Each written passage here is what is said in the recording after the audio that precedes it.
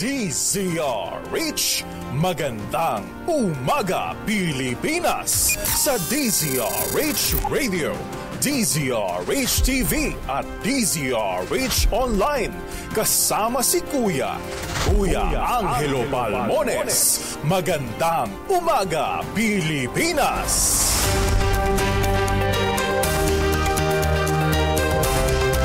Luzon, Visayas at Mindanao. Magandang umaga Pilipinas. At saan mong pong panig na mundo kayo naroroon, kumusta na po kayo? Lalong-lalo na ho sa ating mga bagong mga bayani, ang ating mga OFW. Unang araw ho ngayon ng Agosto 2024, Thursday. Sa ulo ng ating mga balita, 2 hanggang 3 bagyo inaasahang papasok sa bansa ngayong buwan, ayon po sa Pag-asa. Trade Secretary Alfredo Pascual nag-resign. Babalik na daw sa private sector. 22 senador lumagda sa resolusyon na pansamantalang suspendihin ang PUB Modernization Program. Pangulong BBM tiniyak ang suporta sa Bangsamoro Autonomous Region in Muslim Mindanao. 8 bayan naman sa Cavite ay sinailalim sa state of calamity dahil sa oil spill. Pag-Chair Altenco kabilang sa Men Who Matter ng People Asia Magazine ngayong taon. Hinihilalang recycling at resale ng mga nakumpiskang vape products iniimbestigahan na ng Bureau of Customs. At si Sandro, si Sandro daw, hinalay ng 2 writer. Kasama natin ang buong radyo natin FM nationwide, ang ating Action Radio Station sa Luzon, Visayas at Mindanao. 91.7 BNFM Radio sa Cebu at 94.3 FM sa Jensen. Magandang umaga Pilipinas! Sa detalye ng ating mga balita, 2 hanggang 3 bagyo ang inaasahang papasok sa Philippine Area of Responsibility ngayong buwan ayon sa Pag-asa. Ayon kay Robert Padrina ng Pag-asa, nasa 13 hanggang 16 na bagyo ang posibleng pumasok sa PAR bago matapos ang 2024. Ayon kay Madrina, ang southwest monsoon o habagat pa rin ang nakakaapekto sa western section ng northern at central Luzon. Ang habagat din ang magdadala ng mga pagulan at mga thunderstorms sa Metro Manila, Ilocos Region, Cordillera Administrative Region, Zambales at Samataan. Asahan din na maulap na pabawirin at mga pagulan sa nalalabing bahagi ng bansa, epekto naman ng localized thunderstorms. Nagdeklara na ng state of calamity at fishing ban ang nasa 8 bayan sa lalawigan ng Cavite dahil naman sa oil spill mula sa lububog na MT Terranova sa Bataan. Ayon kay Cavite Governor Junvic Remulla, kumalat na ang langis sa karagatang bahagi ng munisipalidad ng Bacoor, Kawit, Noveleta, Rosario, Tanza, Naik, Maragondon at Ternate. Matatandaan na may niulat na ring oil spill sa ilang bahagi ng Bulacan, Cavite, Batangas at maging sa Metro Manila. Ngunit ayon sa Philippine Coast Guard, kailangan muna itong dumaan sa verification. Ligtas pang kainin ang mga isda sa karagatan ng Bataan, Cavite at Manila Bay. Ito naman ang sinabi ng BIPAR Region 3 Director na si Wilfredo Cruz. Kasunod ng nangyaring oil spill mula sa lumubog na tanker sa Bataan. Sinabi ni Cruz, pasado pa sa sensory evaluation ang mga isdang tulad ng banak, galunggong at tamban. Makikita at maaamoy din naman daw ng mga mamimili ng mga isda kung may bahid ito ng langis at hindi na ligtas kainin. Kaya ang paalala ni Cruz, bagamat sinasabi nilang ligtas pa ito, mahalaga pa rin na mapanuri ang mga mamimili, lalo na sa mga lugar na apektado ng oil spill. So far po kasi based doon sa aming mga sensory evaluation, pasado naman po sila, wala silang amoy ng langis. Saka maging mapanuri din po, siyempre kailangan din pong alam naman natin kung sa itsura pa lang kung talagang may oil na siya o may amoy na siya. Bali ang Cavite po, yung 8 provinces na 8 municipalities na Cavite ay nag-impose lang po sila nung tinatawag ng no-cut shellfish zone. So mga yung shellfish ang talagang ibinawal po nila. Bagong balita, bagong impormasyon, kasama si Kuya Angelo Palmones. Magandang umaga Pilipinas! May buntang sumatig paminaw nato niya sa Cebu, ha? Mga suki nato niya sa Sugbo. Mga misis, amoy araw ba si Mr. pag-uwi galing ng trabaho?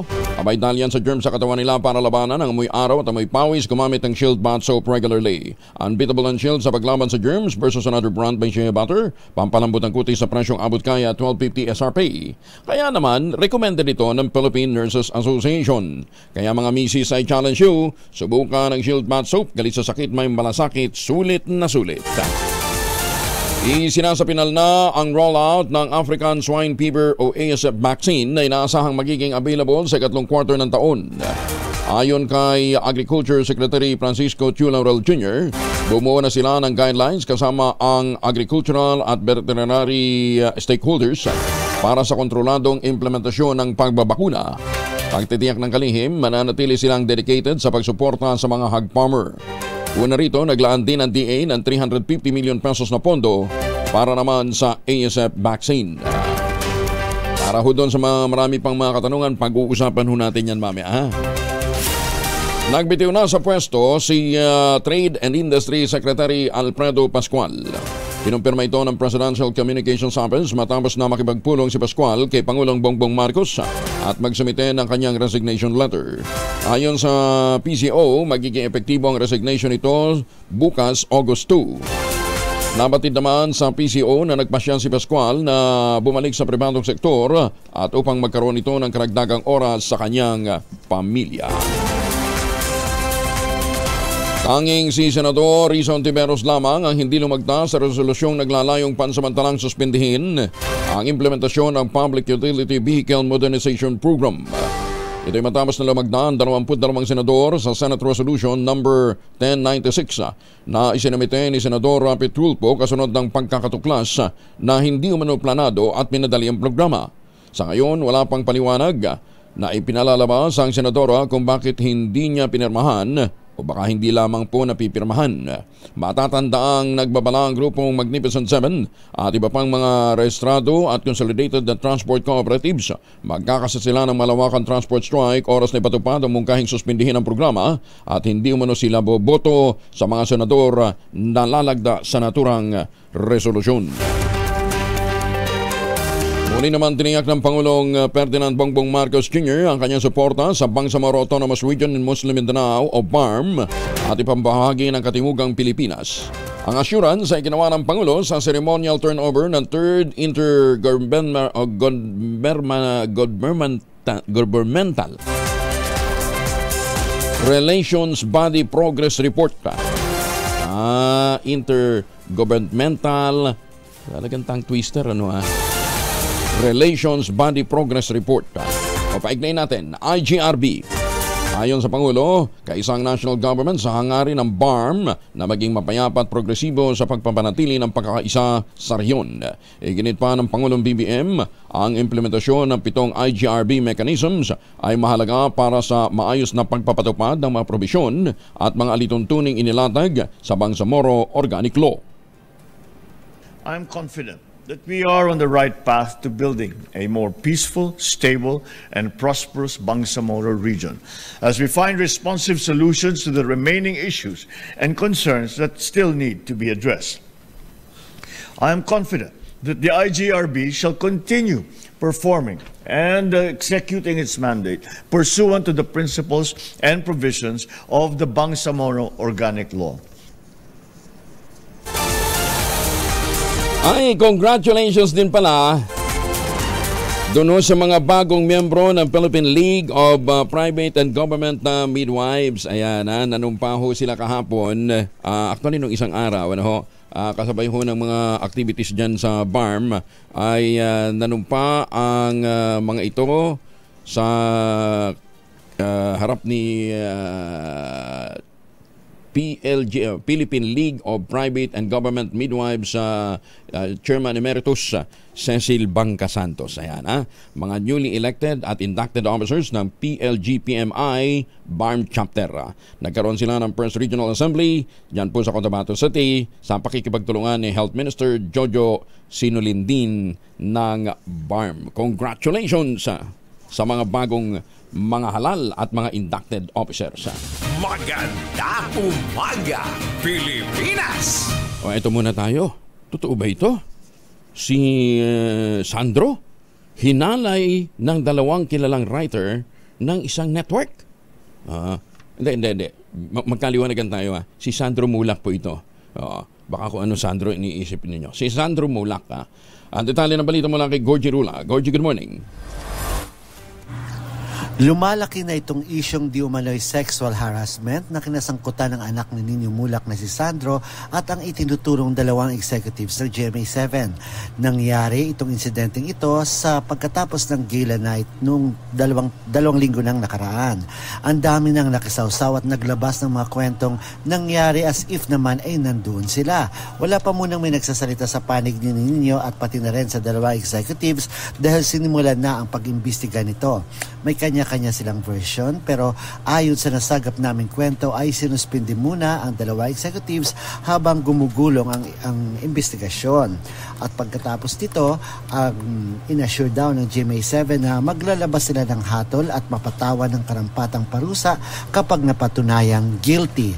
Ang latest pang nasagap ay bukod sa complaint na isinumite ni Nino Mulak sa GMA7 para sa kanyang anak ay magfa-file pa rin daw sila ng kaso laban sa dalawang bading na executives na unang napabalitang ng halay di umano sa kanyang anak na si Sandro.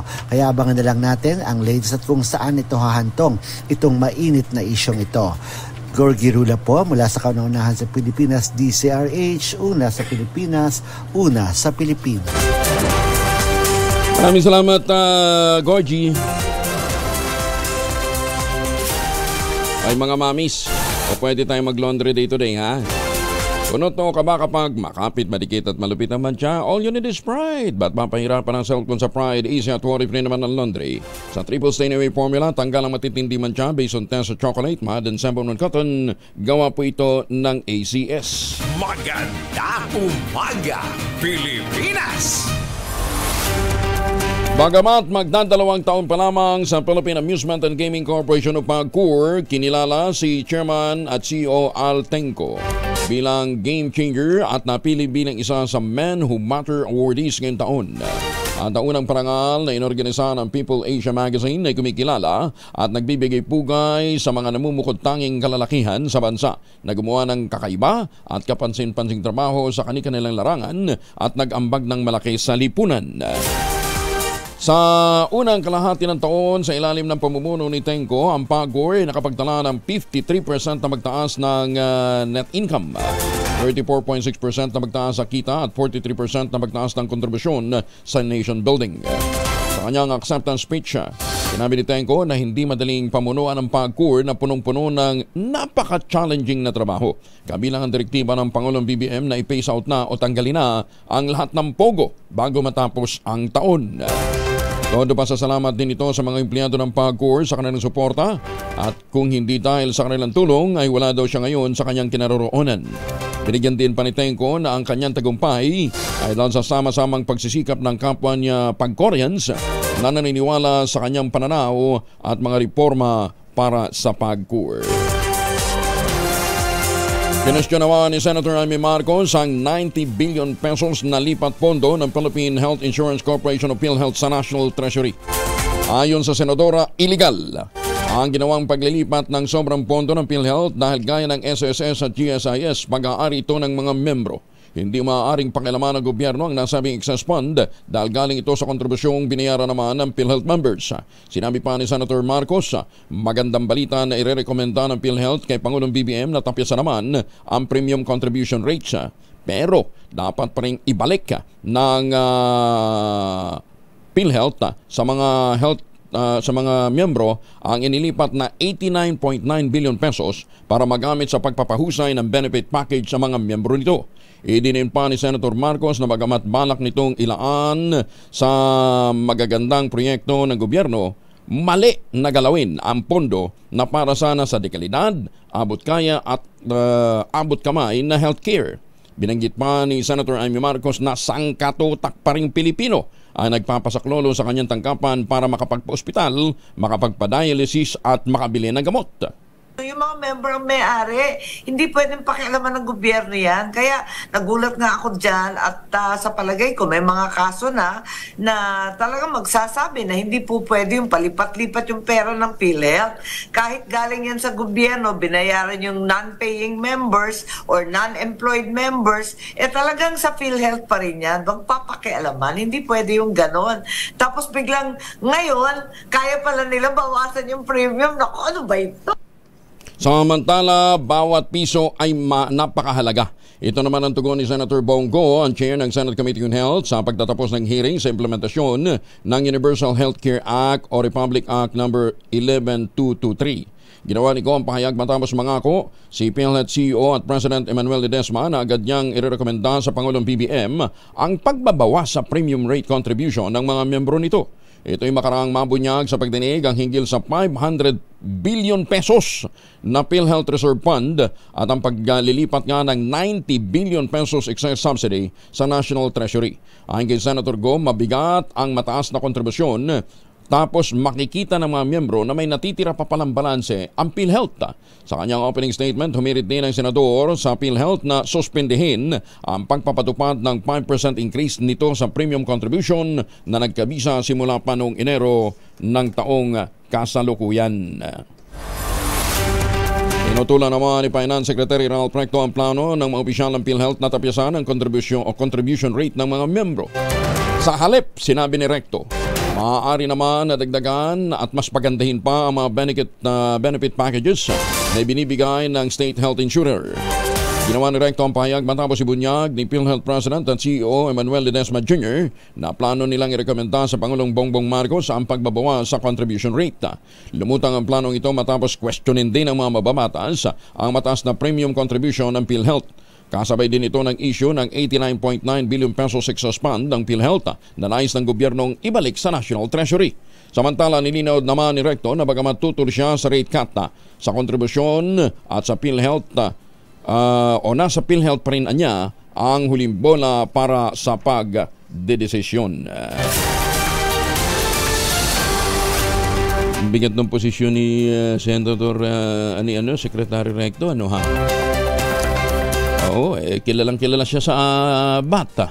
Tapos ito naman ngayon, kinukontra niya yung pagbabawas ng ng premium contribution. Pero siya din yung nag-utos na, yung 90 billion, balik niyo sa yan, At siya rin na nagja-justify. Parang ayaw ng mahalal ni Ralph Recto, Nag-iimbestiga na ang Bureau of Customs sa hinihinalang recycling at resale ng mga nakukumpiskang vape products. Inuutos ni Commissioner Benvenido Rubio sa Intelligence Group sa ilalim ni Deputy Commissioner Judy Max Uy ang pagsasagawa ng comprehensive fact-finding investigation sa mga nakumpiskang vape products na iniulat na iniligay sa ilalim ng isang safekeeping order sa pamamagitan ng isang mission order. Sinabi pa niya na layunin din ng direktiba na matukoy ang anumang posibleng pagkakasangkot ng mga tauhan ng Bureau of Customs. Susuriin ng investigasyon ang anumang potensyal na administrative at criminal liabilities na nag-uugnay sa recycling at resale ng mga vape products. Inatasan din ang Intelligence Group na magsumite ng weekly status report at isang detalyadong fact-finding report sa loob ng 30 araw. Tiniyak naman ni Rubio sa publiko na secured ang mga counterfeit goods na nagkakahalaga ng 11 billion pesos na nasabat kamakailan sa Binondo, Maynila. Lupit nare-recycle. Mas pahusayin pa ng Manila Bay Reclamation Project ang business climate sa Metro Manila at maging sa buong bansa. Katiwiran ni Veronica Liadok, Legal Officer for the City of Manila, palaki ng palaki ang populasyon pero paliit naman ang paliit ang lupa. Kaya naman kailangan niya ng karagdagang espasyo na pagtatayuan ng mga negosyo at titirhan ng mga tao sa lungsod ng Maynila at Pasay. Ayon pa kay Liadok, 33.5 hectares ang public parks at green space ang itatayo sa ilalim ng Horizon Manila Reclamation Project, bukod pa sa 352 billion pesos developmental share ng commercial land. Bukod sa mga bubuksang negosyo at trabaho ng SM Development Corporation, makakalikom din ang Manila Solar City ng 3.2 billion pesos na buwis para sa national government, habang 7 billion naman ang malilikha nitong real property tax at 246 million pesos ang business tax. Sa ilalim naman ng Manila Waterfront City Reclamation Project, sinabi ni Ricky Ricardo, Vice President for Finance ng Waterfront Manila Premier Development Incorporated, 74.40 billion pesos na BAT at 16 billion pesos na real property taxes ang malilikom dito. Layo ng 318 hectare reclamation na magtayo ng Central Business District sa siyudad ng Maynila na pagtutulungan ng city government at mga stakeholders. Tiniyak naman ni Pasay City Mayor Amy Robiano na mahigpit nilang minomonitor kung sinusunod ba ng mga developer ang mga environmental requirements sa nagpapatuloy na reclamation project. Pagtagas ng langis sa karagatan mula sa sumadsad na barko sa Marimeles, Bataan, namataan ng mga otoridad. Detalye ng balita mula kay RH37, Danny Kumilang. Danny, good morning.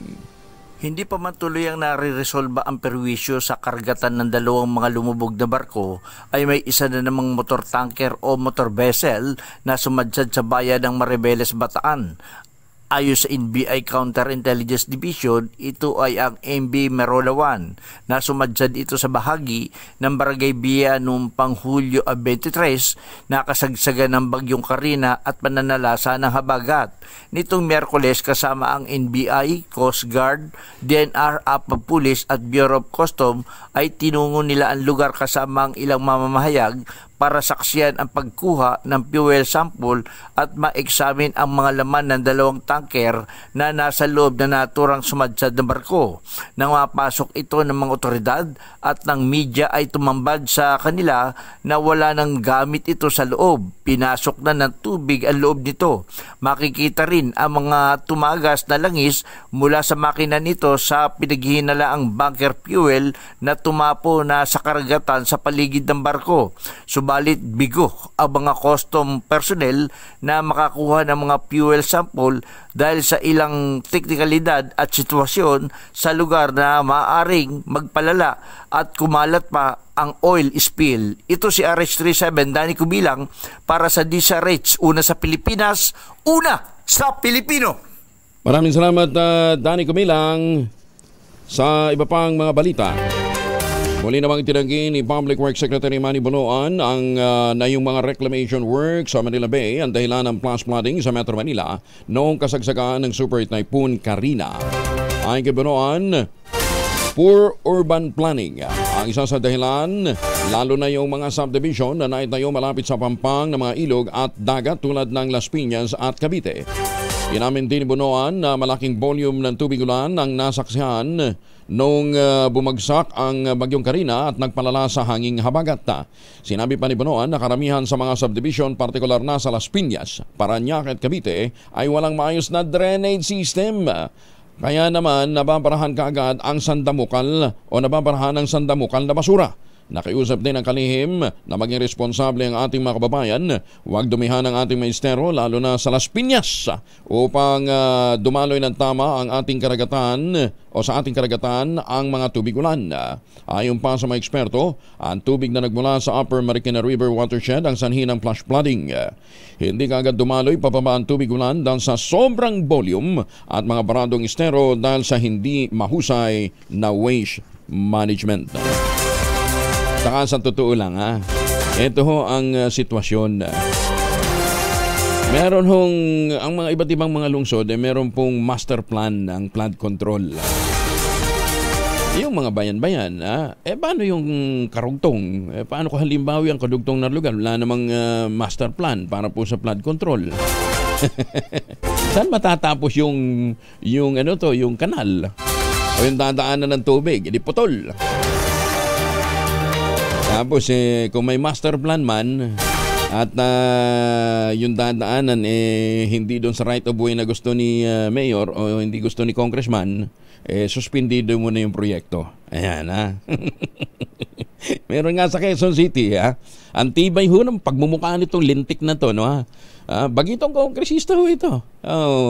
Yung dalawang JICA funded ho na flood control project naaantala ho ang implementasyon. Bakit ho kanyo? Abay, humihirit po ito ng 10%.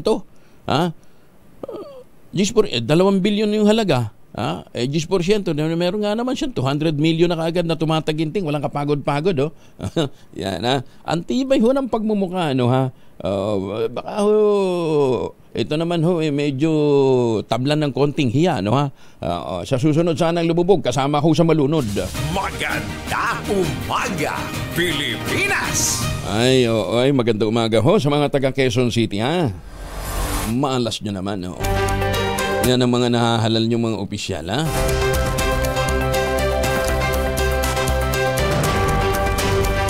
Ano? Kala nyo, babanggitin ko ng pangalan, ano, ha? Wag, baka naman magtampo si Marvin. Tsaka ano yan, makakamukha ni JJ Suarez yan, ha? Pagka nakakanti ng konti, ano, ha? At napupuna, magsusumbong ka agad kay speaker. Speaker, binabanatan ka, oh! Siya yung pinupuno, sumbungero. Oo. Ay, magpakalalaki ka, ha? Ay, at para ho sa mga suki natin dyan sa abroad, magandang umaga ho sa inyo, ha? Magandang umaga din po sa Midnight Singers na lagi ho talagang nagre-ready ho para ho sa kanilang darating na concert. Ako, malapit na, 2025 na, ha? Oh, pinangungunahan niya ng kanilang organizer na si Don Manny at saka ni Tita Cora. Siyempre, ang kanilang lead singer si Junior Bao at saka si Ma'am Loy. Backup singer naman nila si Ma'am Linda at saka si Don Arta. Ganda nyo, ha? Sold out ng ticket dyan sa ano, ha? Hindi, Araneta, eh. Dyan sa Bukawi, oo, sa Philippine Arena. Wala na nga space, eh. Yung iba, manunood na lang daw po sa, sa parking space. Dalawa po ang formulation ng family alcohol na pwede nating pagpilian. O pwede ho ninyong gamitin sa inyong mga lakad ngayong araw nito. Proteksyon ng pamilya laban po sa mikrobyo. Yung family 70% isopropyl alcohol, especially prepared for clinics, hospital, pharmacies, laboratories, pero okay na okay din po sa mga households. Very effective yan sa disinfection at sterilization. Ganyan na bagsik ng family 70% isopropyl alcohol. Maghapon man natin gamitin, no problem. Hindi po manunoy ang ating mga kamay dahil meron po itong moisturizer. Yun namang mabangong family rubbing compound improved alcohol. Ayan ho yung mabangong isopropyl alcohol na ginagamit ho ng mga masahista, mga barbero, mga doktor, mga nurse, mga kumadrona for sponge bathing and other cleansing purposes. Family rubbing alcohol parang DCRH subok na sa mahabang panahon, mabibili sa namang butik at convenience stores nationwide. Family rubbing alcohol, hindi lang pampamilya, pang sports pa. Magandang umaga, Pilipinas! Riot ng mga estudyante sa labas ng paralan, binabantayan ng Tacloban PNP. Detalye na balita mula kay Jimmy Angay-Angay, RH32, maupay nga agad, Jimmy. Malaki ang hamon sa kapulisan ang mga riot-riot sa mga paralan sa lungsod ng Tacloban matapos magsimula na ang pasukan. Ito ang sinabi ni Tacloban City Police Office City Director Police Colonel Michael Palermo. Ayon kay Colonel Palermo, pinayuhan nila ang mga eskwelahan o mga paralan at mga magulang ng mga bata na i-monitor ang kanilang manag para hindi maimpluwensya ng mga barkada. Sa mga estudyante naman, pinayuhan ng mga kapulisan na tumutok sa pag-aaral, iwasan ng barkada na may masamang impluwensya. Samantala, mga kapulisan naman binabantayan mga riot-riot ng mga estudyante sa naturang lungsod. Mula dito sa DYV Lacson Radyo Tacloban, ito si RH32 Jimmy Angay-Angay. Para sa DZRH, una sa Pilipinas, una sa Pilipino. Dagang salamat, Jimmy. At congratulations kay Maylene Abiles ng Pakalat Mga Tarem, Pangasinan. Nadali niya ho yung 15,000. Mahigit 2 linggo ho itong hindi mapanalunan pero nadali ho niya. Masantos siya kabasan ni Chika Amin sa ating mga kababayan dyan po sa Pangasinan. Ma'am Maylene, naimbag na bigat, Ma'am Maylene. Masantos sa kabasan at kayo namin ditan, sir. Wow, congratulations, nadali ho ninyo. Ano, first time nyo bang manalo? Oo, noon, sir. Wow. Oo. Kamuti. Mukhang suki talaga kayo ng DCRH, ano ha? Oo, mamabantay ko naman, nunod ko lanang, dinadangol ko lanang, sir. Oh, sorry. No hablo Panggalatok. No hablo Panggalatok. Anyway, congratulations sa inyo, ano ha? Dagdag kapital, ano ha? Dagdag pang negosyo, pambaon ng mga meron na ho kayong apo. Sakay din, sir. Oo, parang bagong gising si Ma'am Maylin. Ano? Sige, Ma'am Maylin, congratulations ha. Thank you ha, thank you. Oo, sali lang lagi. Oo. Mabigat-bigat, 15 milyong nadali sa atin. Kaya bukas na tayo. Bukas na magre-resume ang Mahiwagang Tunog. Ipon muna tayo ng pampremyo. Ay, Ban, buwasan natin sweldo mo. Ano, ako lang? Maganda umaga, Pilipinas! Hindi naman po pwede yun. Ha? Dapat damay-damay dito. Dapat damay-damay. Oo. 32 na makalipas ang alas 4 ng umaga. Magandang umaga po sa mga suki natin dyan sa Davao. May buntag sa mga taga North Cotabato, mga taga South Cotabato, mga taga Sarangani ha. Oo, nakatutuko talaga sila sa atin, ano ha. At magandang umaga din ho sa mga Pilipino dyan po sa Taiwan at sa Hong Kong. Thank you po sa inyong walang sawang pagsubaybay, pakikinig at pagtitiwala.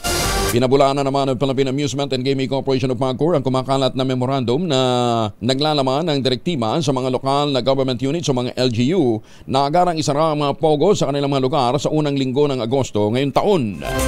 Ayon sa Offshore Gaming Licensing Department Head ng Pagcor na si Attorney Jensa Fernandez, peke ang naturang memo na may petsang July 26. Pineke itong bersyon ng kanyang naunang inilabas na memorandum noong July 23, isang araw matapos ang sona ng Pangulong Bongbong Marcos Jr.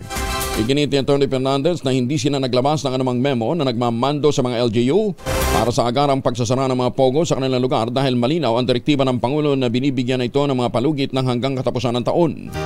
Bunso nito ng may apilaho ang abogado sa publiko, ang tanging gawing basihan lamang ng mga impormasyon na mula sa kanilang official email address at mga tauhan dahil agarang ipababatid naman ng ahensya ang anumang development tungkol sa mandato ng Pangulo kaugnay ng total ban para po sa Pogo. Lusot na sa Kamara ang panukalang batas na naglalayong i-regulate ang motorcycles for hire. Lumusot sa ikatlo tuling pagbasa ang House Bill 10424 sa botong 200 affirmative. Isa lamang tumutol at 0 naman ang abstention. Sa ilalim na naturang panukala, pahintulutan ang mga operasyon ng mga motorsiklo bilang common carriers para sa transportasyon ng mga pasahero, produkto, dokumento at parcels kahit pa sa mga lugar na walang digital platform. Ganpaman, dapat itong sumunod sa Local Public Transport Route Plan na imumungkahi ng LGU. Ayon kay House Speaker Martin Romualdez, sa ilalim din ito ay kikilalanin ang motorcycle for hire bilang maaasahang source ng kabuhayan para sa mga Pilipino. Nakapaloob sa probisyon ng panukala na kailangang irehistro ang motorcycle for hire sa Land Transportation Office. Ayun. Talaga naman di ba nire-rehistro yan? For hire. O parang, kasi ang tricycle, local lang yan, di ba? Local lang yung registration niya. Ito, kung gagamitin mong yung motor mo, gagamitin mo for hire, sa LTO na yung registration. Kasong isinampa ni Trillanes, mas pabor kay Davao City, First District Representative Paulo Duterte. Detalye na balita mula kay Jun Soter mula sa Action Radio Davao. May buntag ni mo, Jun. Sa pananaw ni Davao City 1st District Representative Paulo Z. Duterte, ang pagsasampa ng kasong drug smuggling laban sa kanya bilang isang magandang paraan para malinis ang kanyang pangalan sa mahabang akusasyon laban sa kanya. Ayon kay Congressman Duterte na mas maganda ito dahil sa Korte ng Pilipinas ang pagdinig at hindi sa Korte ng Facebook at utak na isang trililing na sundalo. Para kay Duterte, mas mabuti sa Korte kaysa nagpatuloy ang aligasyon laban sa kanya na walang ebidensya. Patuloy naman naninindi si Congressman Duterte na wala siyang kinalaman sa akusasyon. Samantala, hindi rin nagtataka si Congressman Duterte kung sino man ang naluko ni Trillanes para punduhan itong desperadong pagtatangka na ipagkalat ang walang basiyang kwento ito sa sambayanang Pilipino, habang aasahan din ang resolusyon na isasampang kasong libel laban kay Trillanes. Ito si June Soter para sa DZRH. Una sa Pilipinas, una sa Pilipino. Dagang salamat, John. Talagang ramdam na natin ang eleksyon, ano ha? Kabi-kabila ng banata ng mga politiko. Ang tanong nga ng iba, ba't nyo ba binabalita yun si Trillanes? Nababalita ho eh. Pagka naman hindi binalita, sasabihin nyo naman, bias. Pwede balita natin. Tatakbo ba ang senador? Wala, hindi naman nanalo yan. Higit naman 700 paaralan sa bansa ang hindi pa nakakapagsimula ng klase bunsod ng nagdaang bagyong Karina. Sinabi ni Education Secretary Sani Angara sa panayam ng DCRH at ng radyo natin, nagsisilbing evacuation center pa rin ang nasa 700 paaralan sa buong bansa hanggang ngayong taon o hanggang sa kasalukuyan. Ganyan pa man, tiniyak ni Angara na magtatakda sila ng deadline sa mga ito para hindi lubos na mantala ang pag-aaral ng mga estudyante. Yes, mga 700 schools ho yan, kalat-kalat po sa buong bansa. Meron ho dito sa NCR, sa may Valenzuela at Marikina, dahil talagang malakas ang baha ho dyan. Yan ang pinakatinamaan na area. Meron din sa Bulacan, meron din sa La Union, sa Norte, meron din ho sa Zone 12, kung di ako nagkakamali, malapit sa may Liguasan Marsh. Yan. Bibigyan natin sila ng palugit, huwag natin pilitin dahil baka hindi na makapag-aral at makapagturo ang ating mga guro at mag-aaral. Sinabi ni Secretary Angara na nasa 40,000 paaralan ang nagbukas na ng klase, naging maayos naman ang kanilang pagbabalik eskwela. Inaasahan din daw na madadagdagan pa ang bilang ng estudyante dahil tiyak na may late enrollees pa hanggang Setyembre. 37 anyos naman nagbigay dahil sa problema sa pamilya sa Alomena City sa Pangasinan. Detalye ng balita mula kay Freddy Pajardo, Aris 38 Freddy.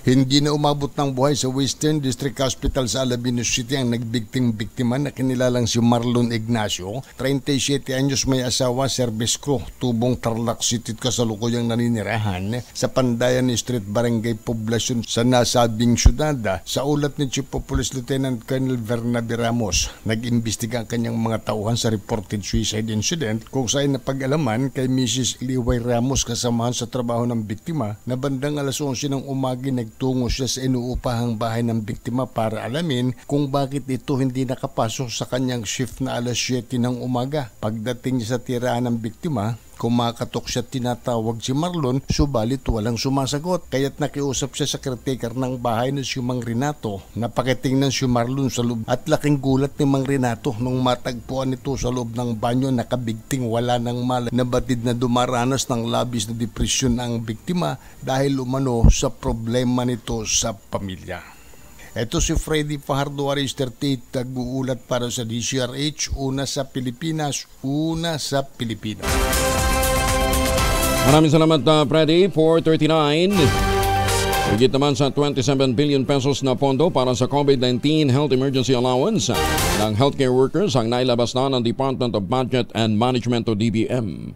Ayon kay Budget Secretary Amina Pangandaman, ang 27.45 billion pesos project ay inilabas sa ilalim ng Special Allotment Order at Notice of Cash Allowance. Ayon sa kalihim, bilang kabayaran nito sa 4,283 COVID-19 sickness and health compensation claim para sa mga kwalipikadong healthcare at mga non-healthcare personnel, maging ang 5,039,926 validated ngunit unpaid na mga health emergency allowance. Una nang sinabi ni Pangandaman na nitong Mayo target sana ng DBM na babayaran na ang natitirang 27 billion health emergency allowance at yan daw po ay sa katapusan ng 2025. Mamamahagi naman ang Special Communications Allowance o Internet Connectivity Allowance sa 140,000 public school students ang lokal na pamahalaan ng Pasig. Ayon kay Pasig City Mayor Vico Soto, lain itong matulungan ng mga mag-aral tuwing may hybrid learning modality o kombinasyon ng face-to-face at online classes. Sinabi ni Soto na bagamat ang bawat mag-aaral mula sa 44 na paaralan sa lungsod ay tatanggap ng tig 1,500 mula sa pamahalaang lungsod at posible din na niyang gawin ito sa bawat linggo. Pero bukod sa allowance na matatanggap, bibigyan din ng Pasig LGU ang mga mag-aaral ng bagong school supplies, uniforme at sapatos. Ayun sa maganda itong programa ni Mayor Vico, no ha? Kopyang-kopya dun sa mga programa ni Mayor Abby Binay dyan sa Makati. Anything na maganda, dapat binabalitaan natin. No? Samantala, tutulak naman pa Negros Occidental si Senator Amy Marcos para dumalo sa Philippine Councilors League Negros Oriental Provincial Assembly ngayong araw Inimbitahan ng Presidential Sister bilang guest of honor at speaker ng nasabing event gaganapin sa SMX Convention Center sa Bacolod City. Para nito ng senadora na ipakita ang suporta sa lahat ng mga konsehal na naglilingkod sa Negros Oriental. Pagkilala rin ito sa nasabing pagtitipon sa kanilang papel bilang catalyst ng mga pagbabago sa mga komunidad, pagsusulong ng civic participation at pagtugon sa iba't ibang social, environmental at economic problems. Matatandaan na nitong Marso, panauhing pandangal din si Senator Amy sa unang quarterly continuing local legislative education program ng Liga ng mga Barangay sa Boracay, Aklan. Todo pasasalamat naman ang Philippine Councilors League National sa gabay ni Senator Marcos sa pamamagitan ng kanyang advokasya at pagtulong sa publiko. Samantala, 4 na magkakapatid na di umano'y biktima ng sexual abuse ng kanilang pinsan at lolo na rescue sa barangay Linamon, Distaan, Ramain, Lanao del Sur. Detalye ng balita mula kay June Di Makutak, RH19. Assalamualaikum, June. Magandang umaga, Pilipinas. 4 na magkakapatid na pawang minors na umano'y biktima ng sexual abuse and exploitation sa barangay Linamon, Ditsaan, Ramain, Lanao del Sur ang na-rescue ng police operatives katuwang ang NBI agents sa Iligan District Office at ng personnel ng DSWD Lanao Sur Provincial Office. Sa impormasyon mula sa Ditsaan, Ramain MPS, ang mga perpetrators umano ay pinsan at lolo ng mga biktima. Ang pinakaate sa mga biktima, isang 17-year-old na itinago sa pangalang Jane, ang siyang nakareport sa otoridad matapos maglayas. Batay sa salaysay ng magkapatid, simula pa umano noong 2017, 2018 hanggang 2019 ay walang awa umano silang halinhinang pinagsamantalahan at ang panghuli umano ay naganap nitong 2023 kung saan matapos ang pangyayari ay agarang naglayas itong si Jane. Habang naiwanan naman niya ang dalawa niyang kapatid na mga babae, isang 16-year-old at isang 15-year-old na babae at isang 7-year-old na lalaki.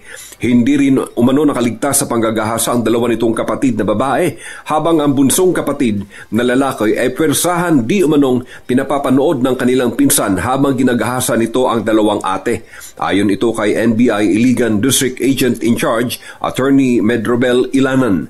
Nabatid na iniwan sa kanilang mga relatives ang magkapatid makaraang mamatay ang kanilang ina noong 2017 habang ang kanilang ama ay kasalukuyang nagtatrabaho abroad. Sa kasalukuyan, patuloy pang pinaghahanap ang suspect na wala sa bahay nung ginanap ang raid habang namatay na ang lolo ng mga bata nitong 2023, habang ang magkapatid ay dinala sa Municipal Social and Welfare Office na isinailalim sa stress debriefing at medical attention. Mula sa Mindanao, ako si RH19 June Di Makutak, nag-uulat para sa DZRH, una sa Pilipinas, una sa Pilipino. Bagong balita, bagong impormasyon, kasama si Kuyang Angelo Palmones. Magandang umaga, Pilipinas! 34 na makalipas ang alas 4 na umaga. Hindi ko ba nasabi? Ang sagot doon sa mahiwagang tunog, gulong na ikinakabit doon sa pork pagkatapos, di ba pork? Yung tawag doon sa pork yun, di ba? Kabitan ng gulong sa harap. O yun. Gulong ng bisikleta ay kinakabit sa pork. Pagkatapos, tinesting. Paano tatakbo yung bisikleta kung walang gulong? O, di ba? Kaya sabi ko, ginagawa ito. Kadalasan yung mga bikers, yung mga professional bikers, ginagawa yan regular. Oo, hindi naman talaga nakakabit na automatic yung kanilang gulong eh. Di ba? Ikinakabit muna nila yan, pagkakabit nila yan, pagkagamitin na. Oo, yun yung tamang sagot. Oo. Gulong ng bisikleta, ikinakabit dun sa pork, tapos tinesting nila. Ayun. Oo. Balita ako si Ma'am Maylin Abinales, nagbabike. Oo, yun yung ano niya. Kaya sabi niya, nung initial namin yun daw po yung sumagay, dami naman na sagot. Araw-araw ka ba naman sumagot eh. Hindi mo ba naman mahuhulaan? Oo. O kaya nga common sense, di ba sabi ko? Oo. Gagamitin mo yung bike, ano una mong gagawin? Oo, di ba? Lalagyan mo ng gulong. So gulong ng bike na ikinakabit sa fork nito at saka tinesting. Kasi hindi mo testingin, baka hindi tumakbo. Di ba? Common. common sense. Yun lang ho yung sagot doon. Magandang umaga, Pilipinas! Ay, magandang umaga po sa mga suki natin dyan sa Calamba, Laguna. Magandang gising nyo siguro. Nakatulog kayo na mahimbing. Ganyan ho talaga pagka nakapag-ultabayo, magandang tulog. Pagka magandang tulog, magandang gising. Anytime po pwede ho tayong mag-ultabayo, pero ang sinasabi ho na madalabasa, pinakamaganda, 2 kapsula bago ho matulog para ma-achieve natin yung talagang tulog na gusto ho natin. Kahit tayo pagod, may stress, o kaya puyat, ayan tayo ho'y nagkakaroon ng sapat na pahinga. Ano nga bang ultabayo? Ang ultabayo po ay ang kauna-unahang postbiotic food supplement na rekomendado ng mga doktor, rehistrado sa Food and Drug Administration, at ito po yung halal certified. Ang postbiotic with Lactococcus lactis-strain plasma ay sumailalim sa mahabang clinical trial. At ang bawat kapsula po ng ultabayo nagtataglay ng 50 billion cells ng Lactococcus lactis-strain plasma. Kaya kayang-kaya ho nitong itaboy yung mga toksin sa ating katawan habang tayo po ay natutulog. Ayan, yan ho ang bisa ng ultabayo. Ginagawa ho nito, pag pumasok po sa ating katawan, ina-activate po yung commander ng ating immune system, yung plasmacetoid dendritic cell. At yan po ang nagiging dahilan kung bakit nagkakaroon tayo, natutulungan tayo na magkaroon ng magandang tulog. Pagka magandang tulog, magandang gising sa kinabukasan, may bagong sigla. Ang ultabayo po ay available sa Lazada at Shopee. Siguraduhin lamang ho ninyo na galing po yan sa Tioxis Health Ventures. Kung kayo po may mga katanungan pa, mag-text lamang sa 0917-110-6580. Ulitin natin 0917-110-6580. Available din po ito sa Mercury Drug, Amesco Drug, Pasmed Pharmacy, John's Pharmacy at Curamed. Sa panahon ho na matinding problema natin sa puyat, pagod at stress, tandaan ang ating kagapay, ang ultabayo. Ang kauna-unahang postbiotic food supplement na rekomendado ng doktor, rehistrado sa Food and Drug Administration, halal certified. Mahalagang paalala, ang ultabayo hindi gamot at hindi dapat gamitin panggamot sa anumang uri ng sakit. Ay, magandang umaga po kay Ma'am Dorothy Molino dyan po sa Kidapawan City. Magandang umaga, Pilipinas! Binalaan at hinamo naman ng mga taga-suporta ni dating Pangulong Rodrigo Duterte si PNP Chief Romel Marbil kaugnay ng pagbabawas nito ng police escort ni Vice President Sara Duterte. Sa open letter ng FPRRD supporters sa kanilang Facebook page, iginit naman ito na mananagot ang PNP Chief kung may mangyaring masama sa pangalawang Pangulo. Nabanggit din sa open letter na ang kumalat na larawan ng Vice Presidente habang ito'y nasa NAIA na umano'y paglabag sa privacy. Naungkat din ang pagtaas ng bilang ng mga nawawalang bata sa bansa at index crime. Paalala pa ng grupo sa PNP Chief, 32 milyong Pilipino ang bumoto at nagtiwala kay VP Sara, kaya tungkulin ng PNP na tiyakin ang kaligtasan ng pangalawang Pangulo. Kasabay nito ang paghimok din kay Marbil na magbitiw na sa pwesto at magkaroon ng delikadesa. Hindi pala talaga kilala ni Senator Amy Marcos bilang maging ang itsura ni PNP Chief General Romel Francisco Marbil. Ito ang sinabi ng senadora sa panayam ng DCRH at ang radyo natin kasunod ng usapin ng panawagan niya na dapat ibalik muli ang security detail ni VP Sara. Ayon kay Senator Amy, maliban sa Armed Forces of the Philippines, hindi naman daw kasi dumadaan sa Commission on Appointments sa Senado ang mga naitatalagang police officials. Pero totoo, hindi ko siya kilala, promise. Talaga? Kahit makita ko sa daan, hindi ko alam itsura. Hindi ba nag-courtesy call sa inyong mga senador? Nung maupo bilang baka pumunta, hindi ko napansin. Hindi ko alam. Kasi hindi dumadaan sa Commission on Appointments yung mga pulis Yung AFP, kilala po namin. Kasi talagang dumadaan sa amin. Suportado naman ni Chief Presidential Legal Counsel Secretary Juan Ponce Enrile ang hakbang ng Pangulong Bongbong Marcos na tuluyang ipagbawal ang operasyon ng Pogo sa bansa. Itong pinahayag ng dating senador sa kanyang pagdalo sa Joint Panel Investigation ukol sa iligal na Pogo sa bansa. Ayon kay Enrile, kung siya man, sisipain niya palabas ng bansa ang Pogo dahil isa umano itong money laundering operation. Magugunit ang inanunsyo ng Pangulo sa kanyang ikatlong State of the Nation address nitong Hulyo ang total ban na sa Pogo. Pero sabi ho naman ni Senator o dating Senador Enrile na ngayon ay Chief Presidential Legal Counsel, may advice din siya noon sa operasyon ng Pogo kay dating Pangulong Digong Duterte. Detalye ng balita mula kay Manang Milky Gunan, RH12 Manang Milky. Sisimula na ng Kamara sa susunod na linggo ang pagtalakay sa panukalang pambansang budget para sa susunod na taon na nagkakalaga ng 6.352 trillion pesos. Itong kinumpirma ni House Majority Leader Manuel Dalipe matapos isumite sa Kamara ng DBM ang 2025 National Expenditure Program. Ayon kay Dalipe, agad na sisimula ng House Committee on Appropriations ang mga budget briefing at uunahin ng Development Budget Coordination Committee o DBCC. Ang DBCC ay pinamumunuan ng DBM kasama ang Department of Finance, National Economic and Development Authority at mga miyembro ng economic team ng Malacanang na kasama sa pagbuo ng national budget. Tiniyak ni Dalipe gagawin nila sa Kamara ang tungkulin para matiyak ang transparency, accountability at fiscal responsibility sa pagtalakay sa panukalang pambansang budget para sa susunod na taon. Sabi ni Dalipe, titiyakin ng Kamara na may sapat na pondo ang gobyerno para sa job creation, social services at healthcare. Target ng Kamarang ipasa ang 2025 proposed national budget sa September o October bago mag-recess ang sesyon ng Kamara. Ako si Milk Reguna, nagulat para sa DZRH, una sa Pilipinas, una sa Pilipino. Bagong balita, bagong impormasyon, kasama si Kuya Angelo Palmones. Magandang umaga, Pilipinas! 52 na makalipas po ang alas 4 na umaga. Oy, sa mga kababayan nating pauwi ng Pilipinas, ha, yung ating pong request, baka kayo po bibili pa ng pasalubong, wag ng imported na tsokolate. Dahil dito sa Pilipinas, yung locally made na tangerine chocolate, nako, looks global and tastes global but made local. Ang tangerine chocolate po ay produkto ng mga magniniyog dyan po sa lalawigan ng Quezon. Sa tulong po ni Dr. Helen Tan, yung mga planting material ng kakao galing Davao, hinakot po yan para maitanim sa ilalim po ng mga nyugan dyan po sa lalawigan ng Quezon. Eventually, nagkaroon na ho sila ng high value crops na po pwede hong i-process para maging tangerine chocolate. Kaya 100% locally made ho yung tangerine chocolate.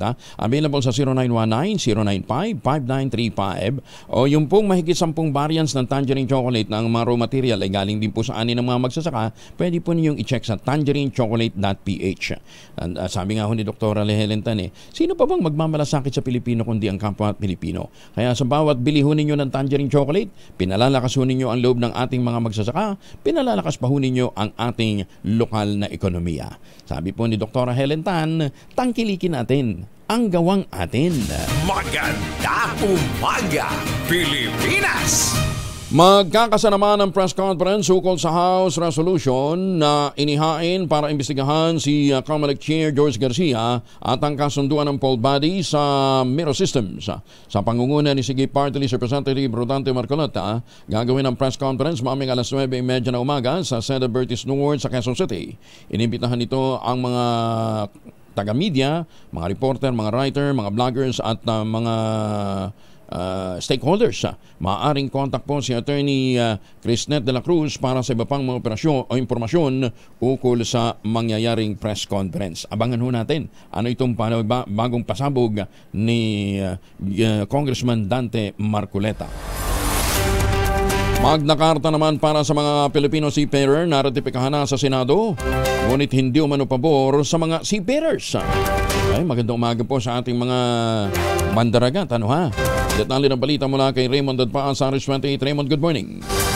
Naratipikahan na sa Senado ang ikatlong Bicameral Conference Committee report sa panukalang Magna Carta of Filipino Seafarers o mga seaman. Layon nitong mabigyan ng proteksyon ang ating mga seafarers.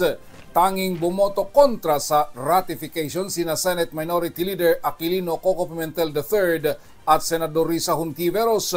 Bumoto man pabor sa panukala si Senador Joel Villanueva, ngunit nagrehistro ito ng kanyang matinding pagtutol sa paglalagay ng provision na kailangan ng bond para sa mga seafarers na gustong magreklamo laban sa kanilang mga employers. Labag umano ito sa karapatan ng mga seafarers alinsunod sa Equal Protection Clause dahil hindi naman required na magbayad ng bond ang iba pang overseas Filipino workers kapag maghain ng reklamo laban sa kanilang employers. Para kina Hontiveros at Villanueva, questionably din napapayagang gamitin ng mga ship owners at manning agencies ang Action Fund ng Department of Migrant Workers. Pondo mo nito ng gobyerno na hindi dapat ipagagamit sa mga pribadong kumpanya. Nilino naman ni Senador Raffy Tulfo bilang sponsor ng panukala na galing sa kanilang mga counterparts sa Kamara de Representantes ang mga kino-question na provisions ng panukalang batas. Iginit ni Pimentel na hindi ito magdadagdag sa mga benepisyo at proteksyon ng mga seafarers, bagkus ay baka mababawasan pa ang mga benepisyo na kanilang natatanggap sa ngayon. Ito si RH28 Raymond Advaz nagulat para sa DZRH. Una sa Pilipinas, una sa Pilipino. Magandang umaga, Pilipinas! Maraming salamat, Raymond. Ay, magandang umaga po sa mga taga-Antimonan, Quezon. Kamusta na po kayo, ha? Ay, mga taga-Lucena, magandang umaga, ha? At yung inyong binabati madalas na si Dr. Kim Tan. Dr. Kim, magandang umaga po sa inyo, ha?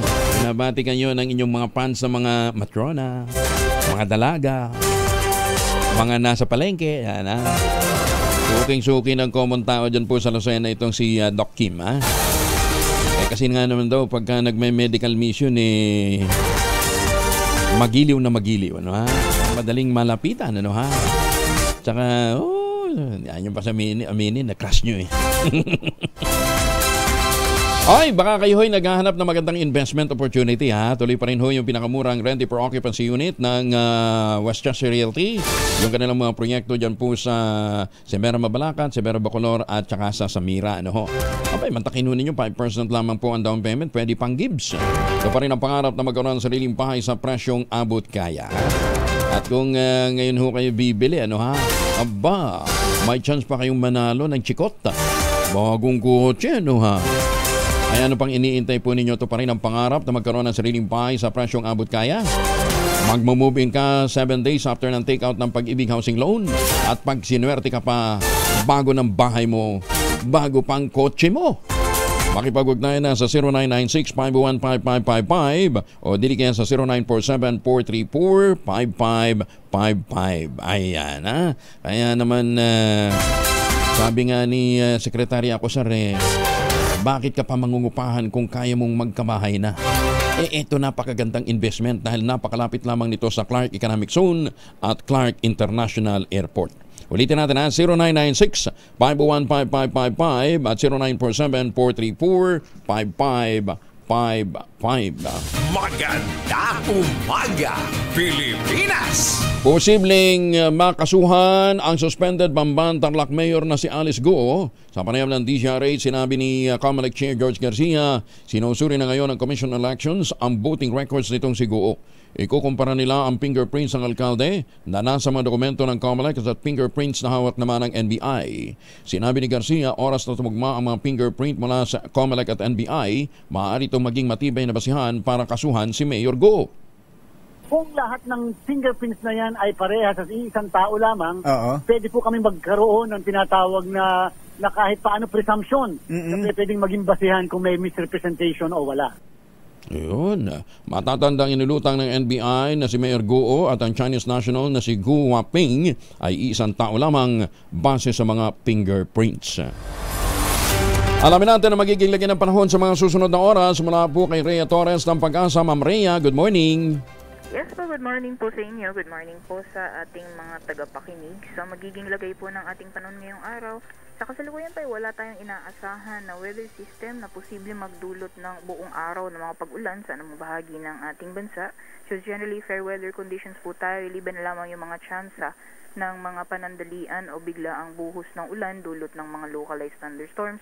Mas madalas po yung nararanasan sa hapon at sa gabi, pero mga areas po ngayong umaga posible din mo makaranas ng mga pagbuhos ng ulan.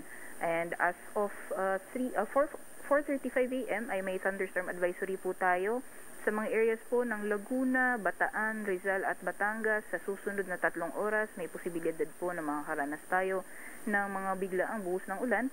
Samantalang yung areas naman po na nakakaranas ng mga pag-ulan ngayon sa Metro Manila, dyan po sa Las Piñas, Muntinlupa at Parañaque, pati na rin po sa ilang bahagi ng Cavite, ay tatagal po ng 2 oras yung mga pag-ulan. So ihanda naman po natin yung ating mga pananggalang sa ulan, lalong-lalo na sa ating mga kababayan na nasa labas po ng kanilang mga tahanan. Sa mga susunod na araw naman po, sa ngayon ba ay wala naman tayong binabantayan na low pressure area o bagyo sa loob at labas ng ating Philippine Area of Responsibility, kaya magpapatuloy po yung mainit na panahon sa malakang bahagi ng ating bansa hanggang sa darating na weekend. At wala din po tayong gale warning sa ngayon, kaya malaya pong mga kapalaot ang ating mga kababayan na may mga maliit na sakyang pandagat. Yan naman po latest mula dito sa Pag-asa Weather Forecasting Center. Rhea Torres po, magandang umaga. Rhea, wala kaya tang binanggit na, no? May nabanggit ka bang gale warning? Ay, wala pong gale warning wala. ngayon. Sige. Okay na yung mga ano natin, ha, yung mga mangingisda, pumalaot kaya lang kinakailangan mag-ingat pa rin, ha? Yes po, pag may monitoring. Mga storm. Opo, tama po. Okay. Ma'am Rhea, thank you. Salamat din po. Si Rhea Torres mula po sa Pag-asa. Bakit ayaw? Okay. Umaga, Pilipinas! Wala lang, na-excite lang. Yun, ha? Oo, kasi magtuturok na daw ang Department of Agriculture ng bakuna sa mga baboy. Mamaya pag-usapan natin yan. Ha? Baka kayo may mga importanteng lakad. Magbaon ng proteksyon laban po sa mikrobyo. Dalawang formulation ng family alcohol na pwede nating pagpilian. Yung family, 70% isopropyl alcohol especially prepared for clinics, hospital, pharmacies, laboratories, pero okay na okay po sa mga households. Very effective sa disinfection at sterilization. Ganyan na bagsik ng family, 70% isopropyl alcohol. Maghapon man natin gamitin, no problem. Hindi po manunuyo yung mga kamay dahil meron po yung moisturizer.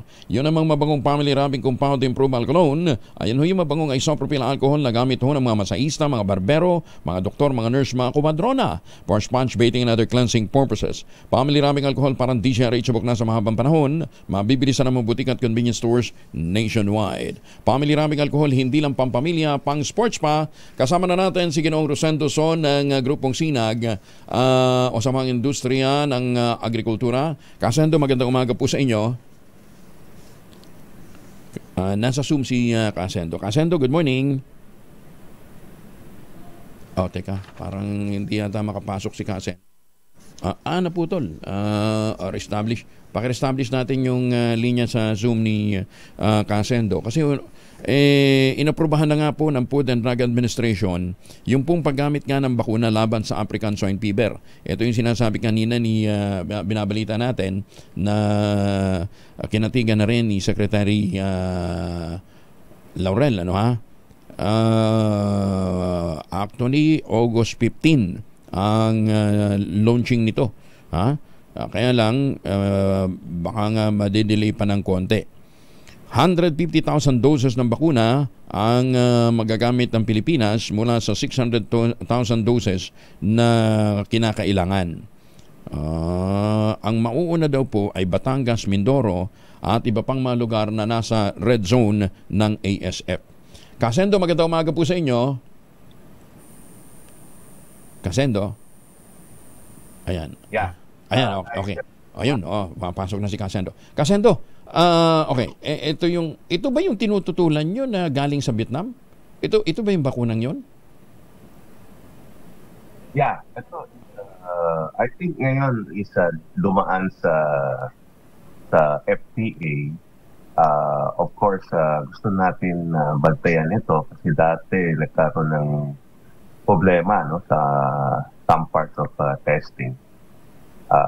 So ngayon gusto natin malaman kung paano yung protocol, and dapat bantayan mabuti itong vaccine. Akala ko mag-uumpisa na ng August 15 ang pagbabakuna. On trial hindi na, ang inaano naman is ang sabi is farm trial ulit, ulitin yung trial. Kaya nga, hindi pa malinaw sa inyo yung protocol kung paano ito implement. Kasi nga, Kasendo, ito yung worry natin. Maging yung World Organization for Animal Health, nagwo-worry sila dito nga sa mga bakunang ginagamit. Dahil maging sa Vietnam, sumabit nagka-problema. So, anong magiging protocol? Ito ba, di ba sabi nyo na para lang ito sa fattening? Wala namang pigirin na puro fattening.